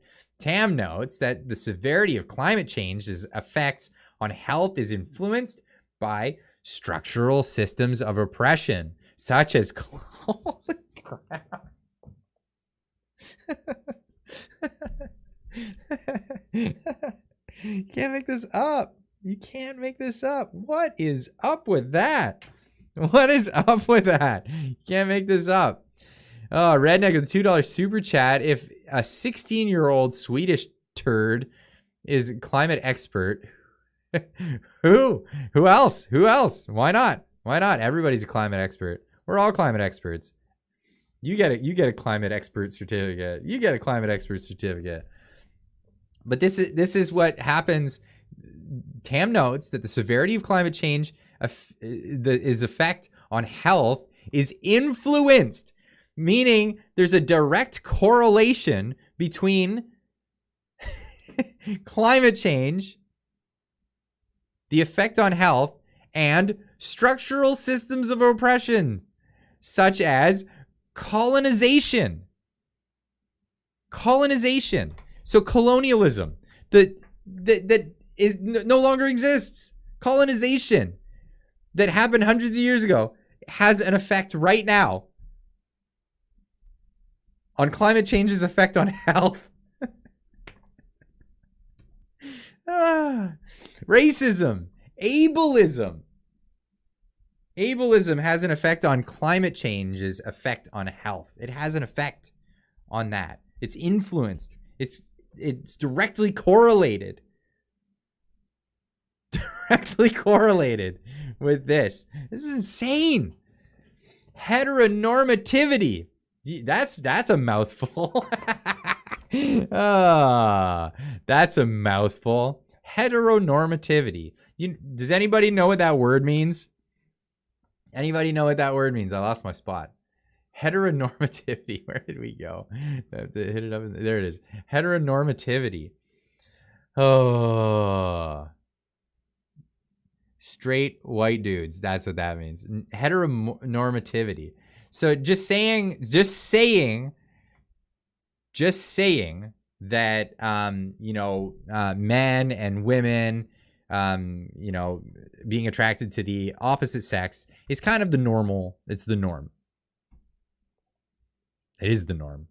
When it's the overwhelming majority of people's preference, it's the norm. It's normal. Hence the word normal. It is normal. And I'm not saying that there's anything wrong with people, or gay or whatever. I don't care. I mean, I just don't care. But let's not fool ourselves and lie. You can't fool yourself and lie. This is stupid language. It's ridiculous. And again, ridiculous meaning deserving of ridicule. So ridicule it. Heteronormativity, the idea that being heterosexual is the norm. Exactly. Which, if you poll the public, you're going to find that an overwhelming majority of people are attracted to the opposite sex. That is normal. That makes it normal. And when it's normal, whatever. So heteronormativity is actually influences climate change's effect on health, is what this article says. I mean, you just got to break down the sentence. Tam notes that the severity of climate change's effect on health is influenced by heteronormativity. What? Normal? You mean you were saying straight fanatics or straight extremists? Yeah. It's so nuts. It's so nuts to me. It's absolutely insane. Search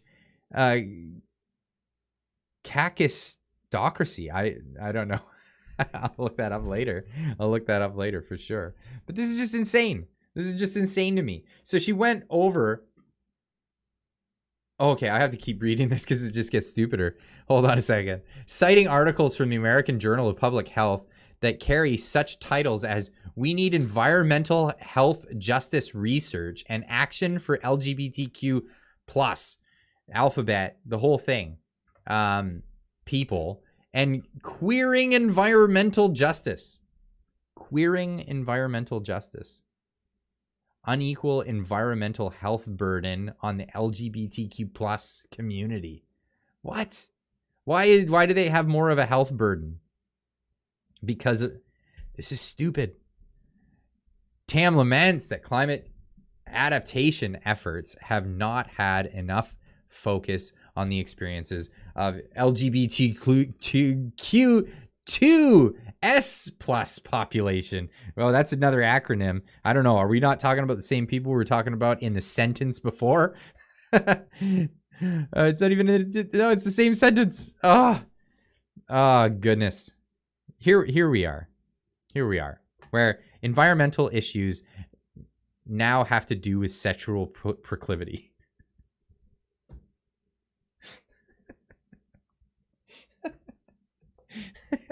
Why?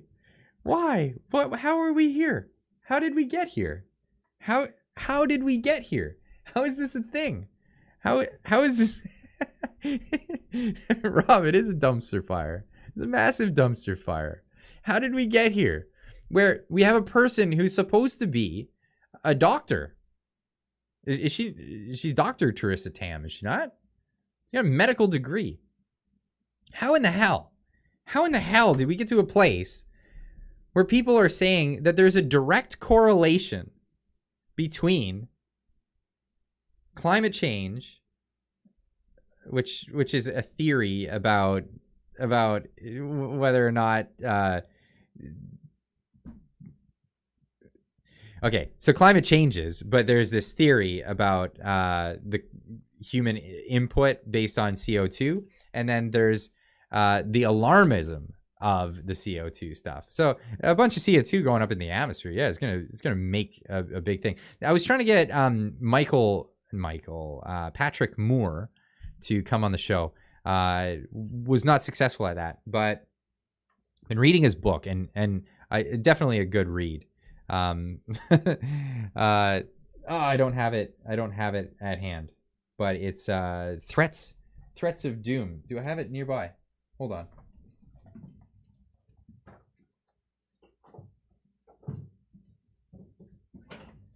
I do not. I thought I had it nearby. Anyway, it's yes I do. Yes, I do have it nearby. So I've been reading this book. And it's Fake Invisible Catastrophes and Threats of Doom by Patrick Moore. Fantastic read. And he goes into why a lot of the alarmism stuff is just trash. It's just trash. It's not based in science, any of that stuff. Now, obviously, if you pump a ton of CO2 up into the atmosphere, there's going to be some effect. But he goes on to argue that the effect is quite negligible. And if there is rises in temperature, that it'll actually be beneficial to everybody. So, I mean, I'm not an expert, so I consult the experts in that field. So this is something that I like to do in practice anyway. But if I got an inkling from his book that, you know, the weather may be affected by people believing that other people's sexual preference is good or bad, I'd probably throw the book in the trash. Let me just say that.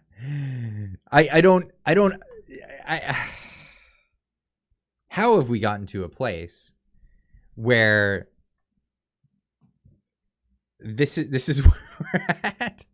Founder of Greenpeace, nonetheless. I just developed a lisp for that one word. Greenpeace, nonetheless. Yes. So Patrick Moore was one of the founders of Greenpeace. When they got it going, it was supposed to be to stop the bombing, like actually dropping nuclear bombs in the North Pacific, because they were doing lots of nuke testing, and they went out there and they were effective at stopping that and putting that to an end. And he went on to be very influential in the logging industry, not shutting it down like Greenpeace wanted. He ended up leaving Greenpeace over this because it became a political thing, and they became political eco-terrorists, that organization. And I think they're actually Clyde peed. What are you talking about? There are Greenpeace guys that'll go out and they'll put spikes in trees, so that if a logger comes in and tries to cut the tree down, he'll hit a spike and it'll shred his chain, and all kinds of damage can happen, including loggers that have been maimed and injured severely. So he was completely against that. And he cut ties with them. And he actually went in and helped out with the logging industry. So the logging industry had a big problem, and they would just go in and they would cut everything down. They weren't scientists. They were loggers. They're guys that chop down trees.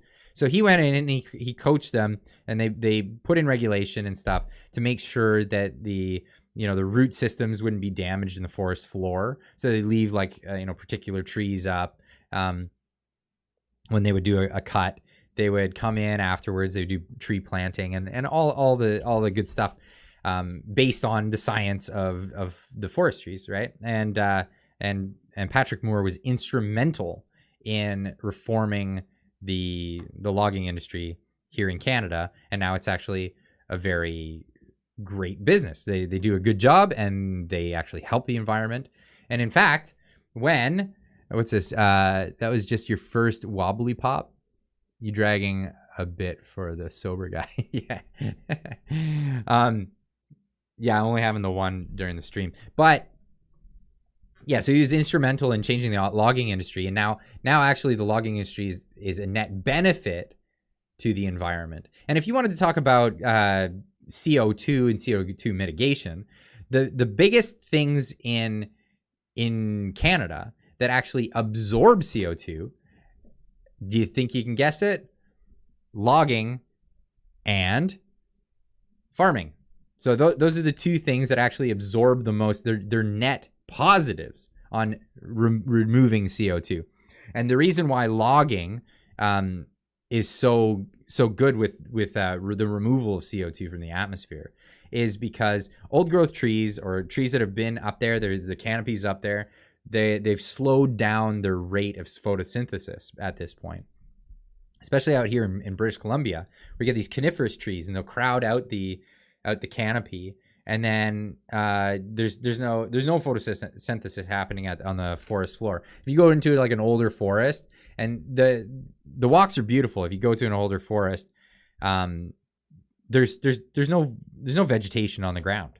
There's just these stalks, these big trees, and a huge high canopy. And even when it's raining, you hardly ever feel the rain in there because it gets soaked in at the top, and unless it's like a torrential downpour. But that makes it so the rate of photosynthesis is super low. You're going to have way less CO2 being absorbed into these trees. So come in, you chop down a whole bunch of trees. Yeah, 98,000. Yeah, Pamela, we're killing it. It's amazing. I'm stoked. But yeah, chop down a lot of these trees, and you do it in a controlled fashion. Make sure that you have a good root system still established in the forest floor. And because if you don't have that, you end up like you can risk like desertification and all these other things, right? But you go in there and you do it smart, and then immediately vegetation starts growing. And when that happens, the sun shines on it and it starts soaking up CO2, and it actually soaks up a ton of CO2. It's amazing. It's amazing. So if your goal is CO2 mitigation, then you should support the logging industry. Now, try to tell that to an environmentalist, someone who's environmental and has lost the plot.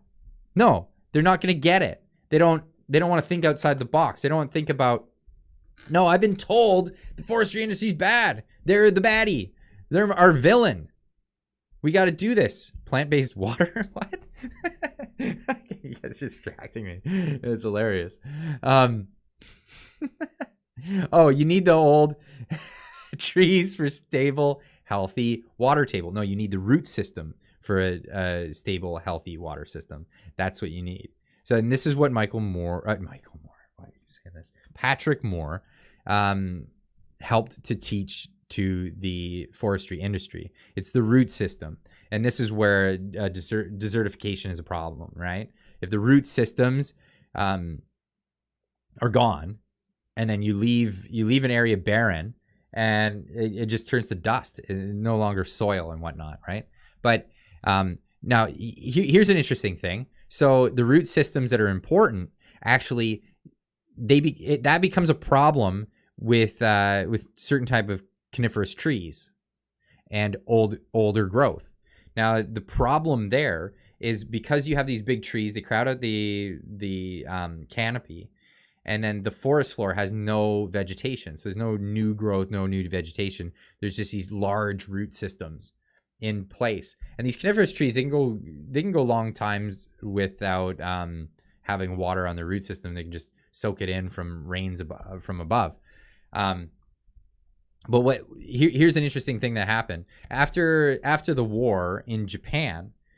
They took out a whole bunch of their forests and they came in with cedar trees because they're like, we're going to foster a logging industry here. And they came in with all these cedar trees. They planted them, and years later, nobody wants to log. They got no logging industry, and there's too much regulation, so there's all kinds of problems with it. Now, what do they have a problem with? Water retention. So they'll get typhoon season. It'll come rolling through. They'll get heavy amounts of rain, but what happened is they get flash floods because the root systems is a different type of root system. These large cedar trees, they don't hold the water in. They don't hold it back, right? And because of that, the water just runs off. So it's like a quick runoff. And then they have flash flooding, which they didn't used to have in Japan a long time ago. Not at least to the degree it's happening now. What do they blame the flash flooding on and stuff? Well, the cult will come in and say, see, climate change. It's no, there's perfectly reasonable explanations for why a lot of this stuff is going on. And this is why I really found this book interesting, because there's a lot of stuff that's going on. Maybe I'll drop a link in the description after so people can pick it up for themselves, because it's a really good book. Definitely recommend it. But I'm going on about the environment and stuff, and I wanted to talk about different stuff. I want to talk about different things altogether, and I'm talking about this, and I'm not talking about TAM anymore. I'm done with that. This inquiry is what has been eating up my whole life for weeks and weeks and weeks. Not just my life, but a lot of people's lives. Holy cow. We are so stuck into this thing, and we're trying to get all the information out. I am focusing. I'm trying to do my focus thing that I can. Imagine QC, where we have both water and wood. No wonder we get it rough. Please. Plus language barrier. Can you French for a bit? No, I don't French. Je suis désolé. Je ne parle pas français. I don't do it. I just don't do it. Je m'appelle Clyde. That was one of my things at the inquiry. The McFlurry guy, when he came up and he started, I'm a francophone. Being a total francophony, right? He's being a francophony. He gets up there and Brendan Miller, he doesn't speak French, and he didn't have the translation thing. They were just trying to trip him up and waste his time. So he put on the he went to put on the things. Je m'appelle Brandon. Oh, it's too funny. Great moment. Yes, Clyde. That Miss Thomas was sparky and arrogant. Oh, yeah.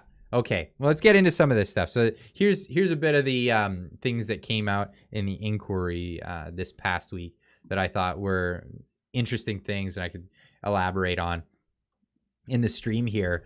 Well, imagine that the Emergencies Act was necessary only for giving the federal government the power to declare lawful activity illegal. And this is the theme of this whole thing is they declared a state of emergency. Well, here you can hear it right here. And I thought this was an interesting moment, because this is when a lawyer gets the answer he was maybe looking for, but it came up in a different question, and it was just, you see the look on his face where he's just like, thank you for saying that. And you were also asked about the ability of border agents to turn away people who are coming for a known unlawful purpose, and they could do that if they knew about that, correct? Before or after? Before the emergency measures were. Well, it wasn't an unlawful protest at that point in time, before the Emergencies Act, right? Right. So the question is, well, was it lawful? Was it not lawful? Was it a lawful protest? So many people kept saying, this is an illegal protest. They're an occupation. It's illegal. All this stuff. Just comes out right out and says it. And this is former CBSA president, Custom Border Security Agency, for those that don't know the acronym. This is the CBSA president. He was former, but he was in charge at the time. Not an illegal protest. What other bits do we have here? Interesting bits. Transport Canada, clever words. $193 million a day were affected. So this is the narrative that they're going with. I started doing tweets with just a snapshot of their face so people would know who I'm talking about. But these are the clever words that they go about. Stuff was affected. So it doesn't mean it was lost. It doesn't mean it was stopped. It was affected. And here's the thing. All of the products were able to cross. It was just a huge inconvenience waiting or going around. Now, they didn't blockade the bridge. The police ended up doing that. So they took up one lane. And then there was like intermittent stops, and they were doing all this stuff. Anyway, it was shenanigans. But if they weren't at any time able to cross at the Ambassador Bridge, there was also other bridges in Sarnia and other locations. So these people were able to get through, but they just want to make a big old number, right? They just want to get that big number up there. So this is what's going on. So affected. That's how much money was affected. What else do we have here? People on, and this was a point I wanted to make. And it just came to mind, so I just put it on Twitter. This is how you do when you're busy pulling wrenches and you're listening to the thing in your ear. People on both the left and the right need to realize one thing that we're learning from the Emergencies Act inquiry. If you have a grievance with the government, they will do everything in their power, including usurping new powers, to avoid one thing: talking to you. That's the one thing. They had all these tricks. They were pulling out all the stops. We need to get everything we can get. We need more resources. We need more powers. We need more of this. We need more of that. And at the end of the day, the main thing was they always had one thing on the table. They always had one thing on the table. Talk to the protesters. Open up a dialogue. Open up a clear dialogue with these people. There's tens of thousands of them in Ottawa. Right there in front of you. You just got to walk outside and speak to them. No, they refused. They refused. No lockdown at Roxham Road. Yeah, I mean, what would happen if there was a convoy that went to Roxham Road and closed that down? Oh, no kidding. No kidding. But I'm standing by this one. Absolutely standing behind this one. They did everything they could in their power. And I think the main focus is people on the left and the right need to pay very close attention to this. Because I remember a time when I was a kid, and the overreaching fools in government were on the right. They were the ones trying to, ban video games and ban, all kinds of stuff. The pearl clutchers. Think about the children and give us power, but we're going to, get at you with these, think about the children. The, terrorism, new terrorism laws and all these other things. That wasn't the left. That was the right. Do you honestly want to give government this kind of power?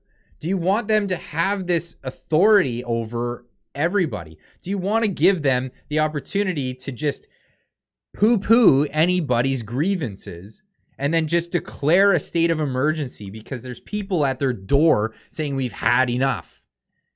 We can't have this. It's not a right versus left issue. And I hate the team sports of this. I absolutely hate it because I watch The Simpsons to see the future. But I hate the team thing about it because no way am I going to run for PM. Get out of here with that. No, it's this team mentality. We're all individuals. We all have different opinions on all of this stuff. I guarantee you I could chat with every single one of you guys in the chat here. You afterwards that are watching this after the fact. I could chat with every single one of you and I would find points that I agree with you on and I would find points that I disagree with you about. But that doesn't matter. It doesn't matter. We should all have the ability to disagree with all kinds of things. But when somebody oversteps, we should be able to go with those grievances to our government and be heard. Be heard. Not told, we heard you, time to go home. You've made your point, time to go. No, want to be heard. I want to be heard. Fake news, I disagree with you on all things. But this is the fact. This is the fact. I want to get into more of these things. I don't want to go into another big rant and then go right well into the 2-hour mark. But I want to drive this one home. It's not a left or right thing. We need to kill the left-right divide. There are crazies, and they're a small group. They're a small group of people on the left. There are crazies on the right too. There are crazies on the right. And it just seems like people generally like right of center at this moment seem to be the rational ones.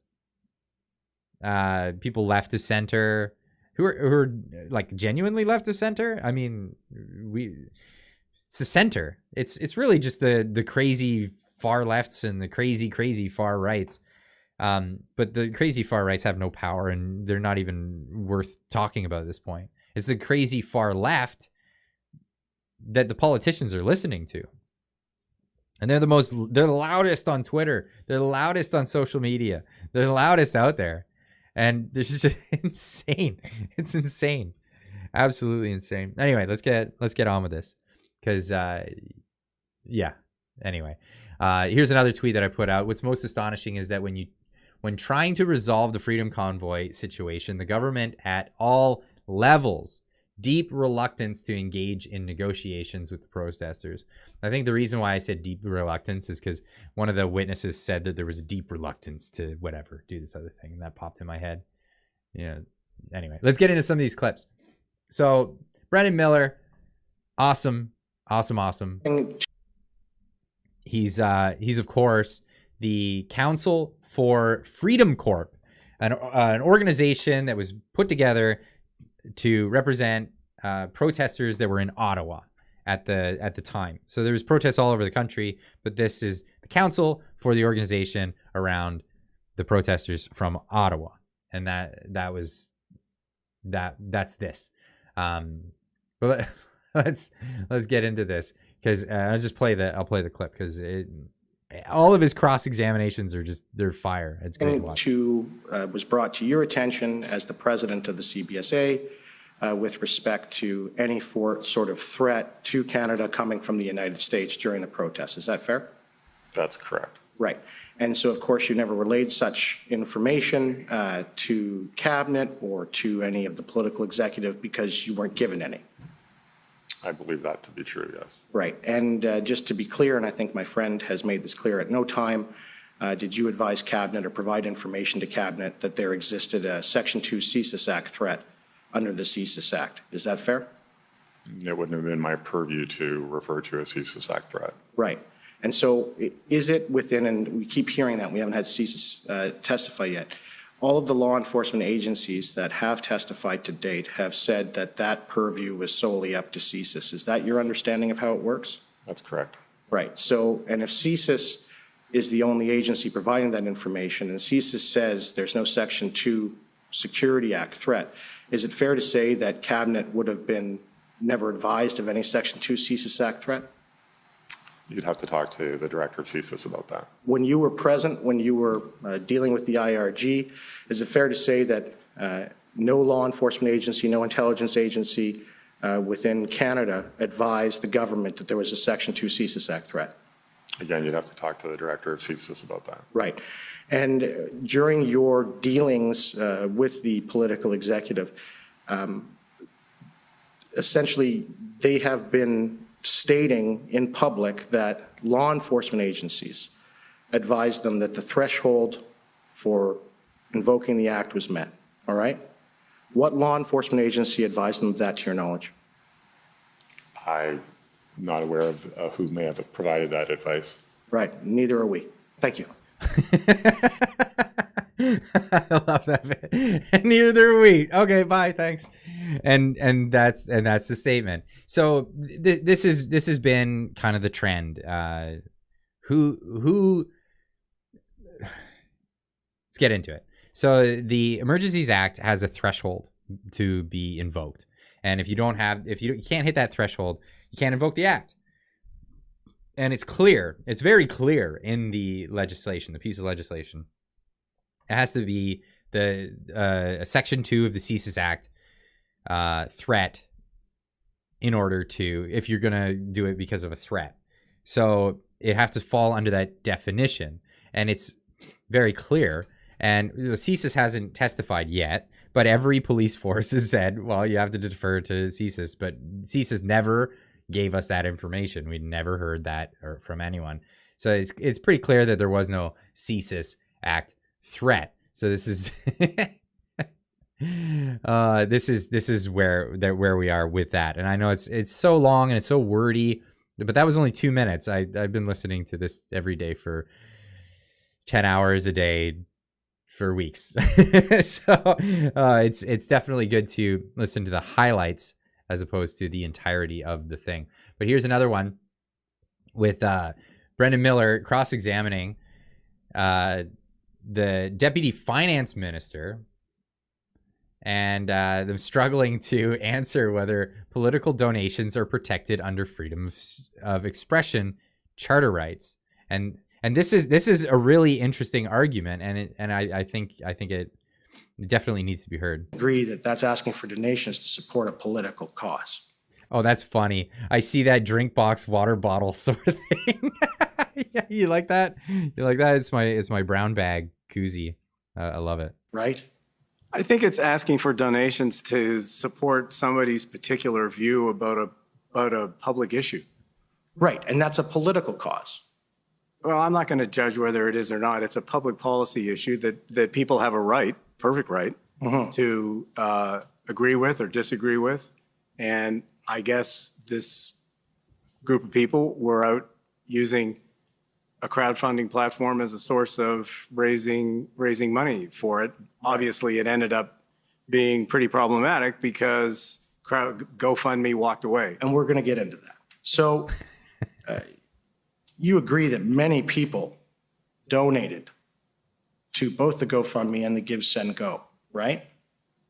I don't know what the numbers are, how many people. Many is a big number.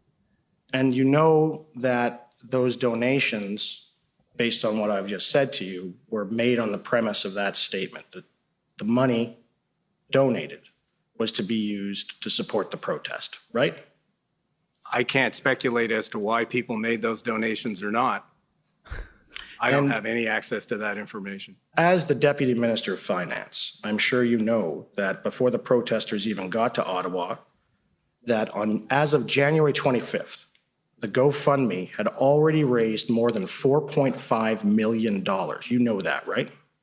I do not. I did not know that at the time, no. All right. And I take it. Let's just, Minister of Finance. Sorry. The Minister of Finance doesn't know about when when preparing to testify for this this inquiry, doesn't know that fact. That's just funny to me. It's not that a Minister of Finance should particularly know the ins and outs of this thing, but I mean, you just think he's got money on his mind. He might spark an interest. You are aware and had some discussion that donations to political causes are a form of freedom of expression as protected under Section 2B of the Canadian Charter of Rights and Freedoms. Were you aware of that? I'm aware that the Charter protects the right to free expression. Right. And were you aware that donations to a political cause have been interpreted and continue to be interpreted by the highest court as being part of freedom of expression? Were you aware of that? Yeah. Look. Yep. That's it. Yeah. So if anybody tells you again now that, this was a crime, all these people that were donating, that's a crime. No, it's protected speech. It's protected speech. And of course there was that, what was that whack job? The wacko, the guy who actually hacked it. This is the guy who actually hacked and doxed all those people's information. I need to, oh God, he's probably gonna be so loud. He's so creepy and weird. Look at him writhing. Ugh. Nothing scares me. Nothing. Yes, I doxed the truckers. I did it. It was me. I hacked Give, Send, Go, baby. And I'd do it again. Oh, just like a creepy individual. I do it 100 times. I did it. I did it. Come at me. What are you going to do? What are you going to do to me, huh?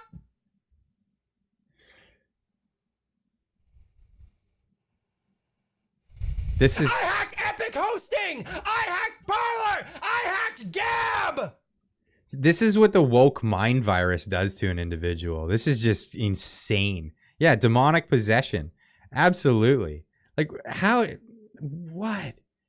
This is the happiness that people get from woke ideology and woke culture. And none of these people are happy. Have you noticed that? All the most woke people are just the angriest people all the time. Like, just absolutely horrendously angry. You don't need to hear his voice just to see. But this is what woke gets you. Woke gets you. Oh, you know, with your colorful hair and your all that stuff. But oh, you're so happy. Isn't the wokeness just making you so happy in life?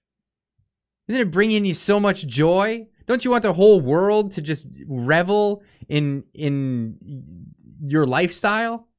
This guy is a perfect ad for not going woke. Like, it's insane. It's absolutely insane. Look at his face. Look at his, oh my God. That guy has got to be hopped up on goofballs. Says Totes McPreach. McPreach. Member for 4 months. Thanks for upping your subscription. Appreciate that. But this guy is just nuts. He's lost it. This guy's a walking advert for waking up and not being woke. Wow, he just keeps going. Just keeps going. It's insane. Insane. I don't know what other clips to show, because I got so many of the clips and I was going to show you all of them, but let's get into some of the other ones. Okay, Brendan Miller, mic drop moment. I don't know why it's so small on the screen, but I got to show you this. This is so good. The NDP, okay, I'm going to ask you maybe about this last question. The NDP, before the debate even took place. Okay, before I get into this, I'll get these super chats here. Let's go. BA with a $20 super chat from UK. Seeing how well Canadians truly peacefully held their good nature protesting peacefully against undue provocation, it moved a lot of people around the world. It checked where things were going. Yeah, absolutely. I can't believe how cool people kept it. Like, honestly. And I've seen, like, with that kind of level of provocation, they kept their cool the whole time. It's unbelievable. Thank you so much. Kevin Crawford, $2 super chat. The Emergencies Act should have been voted on. Well, it was. So the Emergencies Act was voted on in Parliament, and it passed. It passed. So they invoked the act, and part of the process is they invoke it and then they get to use it right away because it's emergency legislation. But then they still do have to pass it. So they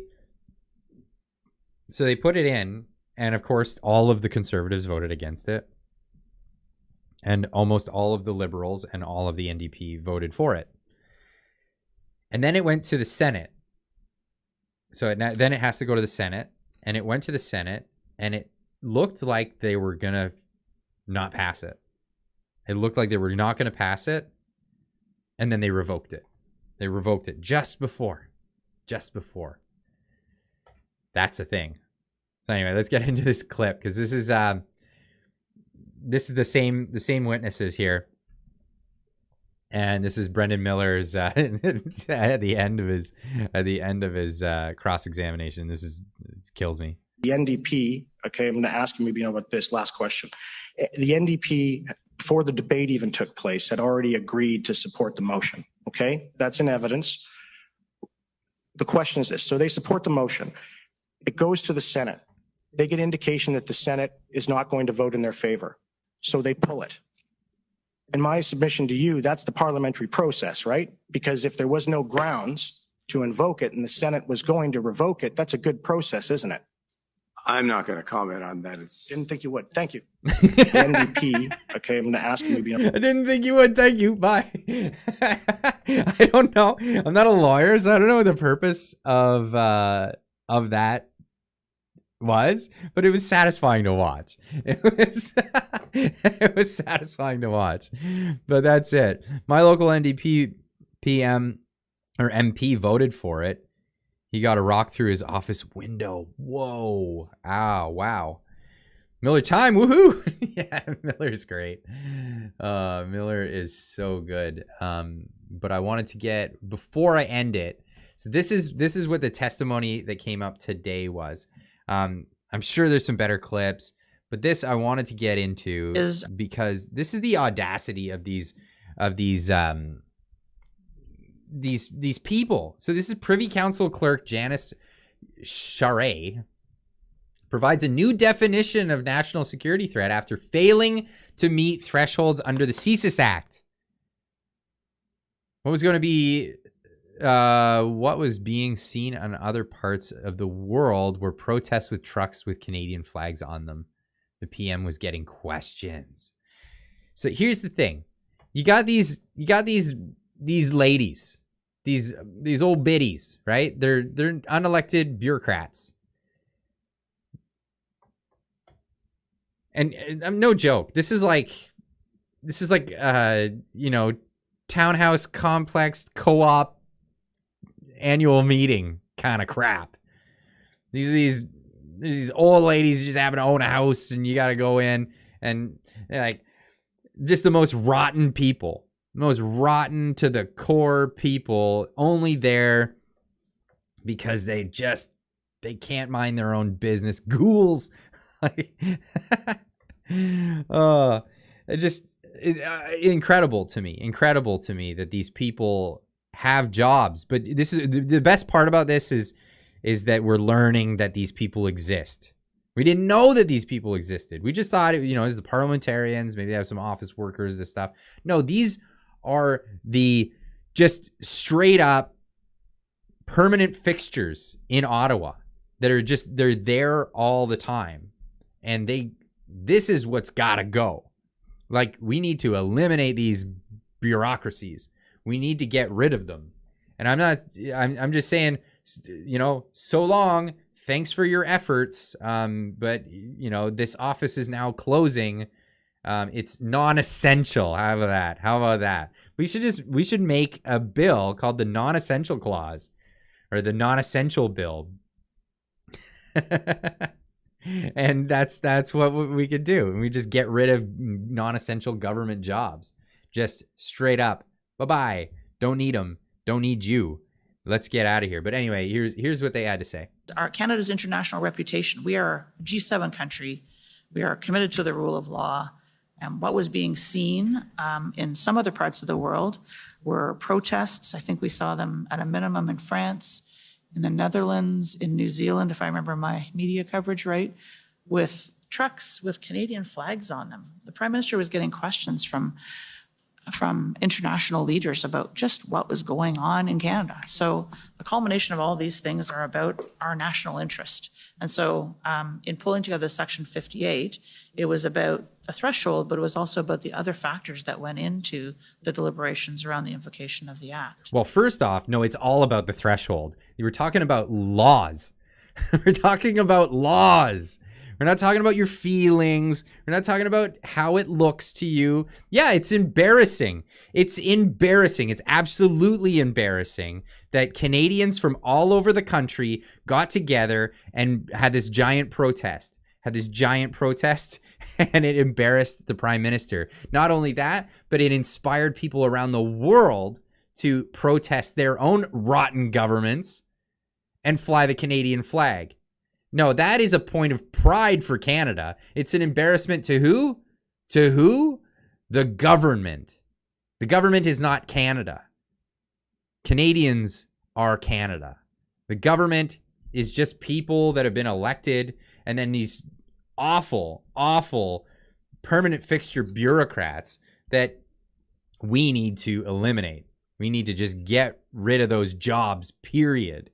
Nick's Four-Cup, these two basically started the national emergency, was the freedom movement itself. Oh, stated that the national emergency movement was the freedom movement itself. The people wanted these measures to end was justification according to them. Yeah, no, the measures were the emergency. The government overreaching was the emergency. That was the emergency, and that's what brought Canadians together to protest their government. This is just unbelievable to me. And if I could, while I'm talking about Section 58 just for a minute, I mean, because we kind of got out of the invocation memo, part of what I relied upon in my advice around the advice to invoke the Act was the nature of... By the way, this is the woman that advised Justin Trudeau to invoke the Emergencies Act. Advised. That was her. Insane. Insane. Redneck with the $2 super chat have been elected. Insane. The Emergency Act itself, temporary, time-limited, targeted measures that would supplement provincial and territorial not displace, that were compliant with the Charter. So it was not just about invoking the Act, it was what the Act... You can't just say compliant with the Charter and then trample people's rights. You can't just say it's compliant with the Charter and then freeze people's bank accounts. Unbelievable. It was allowing government to authorize to have happen. So it was about the nature of those measures, but also the accountability framework that is built into the Emergency Act that had not been used before, including things... No, this is the accountability framework. You having to testify. This is the accountability framework that's in it. Things like tabling before Parliament, a justification on why the Act was invoked, an explanation about the consultation with provinces and territories, a requirement for a vote to be held in the House of Commons to approve, and the Senate. We know the Senate vote didn't happen because the Act was revoked, but the House of Commons approved the invocation of the Emergency Act. Yeah, because it was politicians approving something based on political whatever. The Senate was there to look at it based on the law. And then it didn't look like they were going to go that way. It didn't look like it was going to go that way. Oh, that voice. Absolutely. Yeah, I know she looks like she should be singing "Bad Out of Hell," but no, I would do it. No. There is a process to establish a joint House-Senate committee.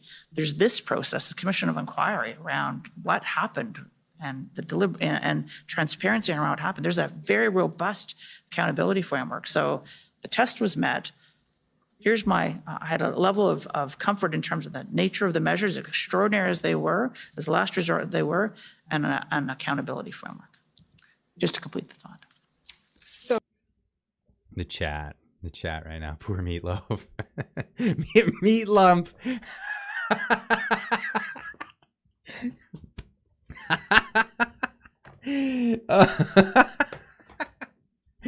Oh, that's so funny. That's so funny. Amazing. So I can't go any longer. We've already gone 2 hours and 20 minutes. I'm gonna have to wrap it up because I gotta drain because I've had this. Yeah, I gotta go have a slash and then get into the Discord where we like to hang out every Friday night and and have a couple of wobbly pops. And that gives everybody a chance to come out. If you got questions, you want to talk, you want to hang out, you don't have to you don't even have to turn on your mic, your camera, any of that stuff. You can just lurk if you want, just come hang out and listen to what everybody's chatting about. But yeah, if you're new to Discord or you haven't joined Discord before, the link is in the description down below. You just click the link, it'll prompt you to set it all up, and you can use it mobile, you can use it on your computer. It's really easy. It might take a bit of getting used to because it's a new platform if you're new to it. But yes, we like to hang out in the Discord, voice chat on Fridays after the live stream. So everybody's welcome. You don't have to be a member, but yeah, you just don't have to be a member. You can just come in and join and come hang out with us. Anyway, that's all I got for you. I want to rest my voice for a few minutes before I get into the chat there. And well, we'll see you guys all next week. I have some cool things coming next week. Definitely got a few cool people that I'm going to be chatting with. I think I'm just going to do videos. It'll be released as my usual videos in the morning, so it won't be any additional live streams that I have planned as of yet anyway. I'll let you know as things keep going. 100K, let's get to 100K. We can't wait. We're 2,000 away. It's so close. Stephanie Barry with a $10 super chat right at the end. Nothing said. Put something in the chat if you want to say something. Thank you so much. I appreciate that. But get Dan Dix. I actually met Dan Dix. He probably doesn't know who I am. I will reach out to Dan Dix. That's a great idea, actually. I met him in front of the liquor store one day, and I'm like, I was just walking out, and I look up, and there's Dan Dix. I'm like, Dan Dix. I said it out loud, and he looks, and he's like, and I'm like, keep up the good work, man. And I just shook his hand, and then went about my day. It was pretty funny. But yeah, that was a thing. Anyway. Yeah, I should send him an invite because I like his work. I like what he's doing. And I like you guys, and I like to bring you guys a lot of things that you want to see. But I will also probably be bringing things that maybe you don't want to see. I want to bring people on that maybe we all disagree with. Maybe I disagree with. My main goal is to bring people together, and I want to find the humanity even in the people that we disagree with. And it's not about debate me bro culture or any of that stuff. It's just about finding common ground with people and finding the humanity in people, whether you're a religious person or not. I think it's something religion will teach you to find the humanity in people. And let's teach this to a secular world as well. I want to bring people back together, especially in this country, and especially in this time where we're so divided. And that's my contribution. I want that to be my legacy. If I had a legacy, I'd like it to be part of the movement to bring people back together and fix this darn country that we live in. Anyway, that's all I got for you this evening, and I can't wait to see you again. Keep on trucking, everyone.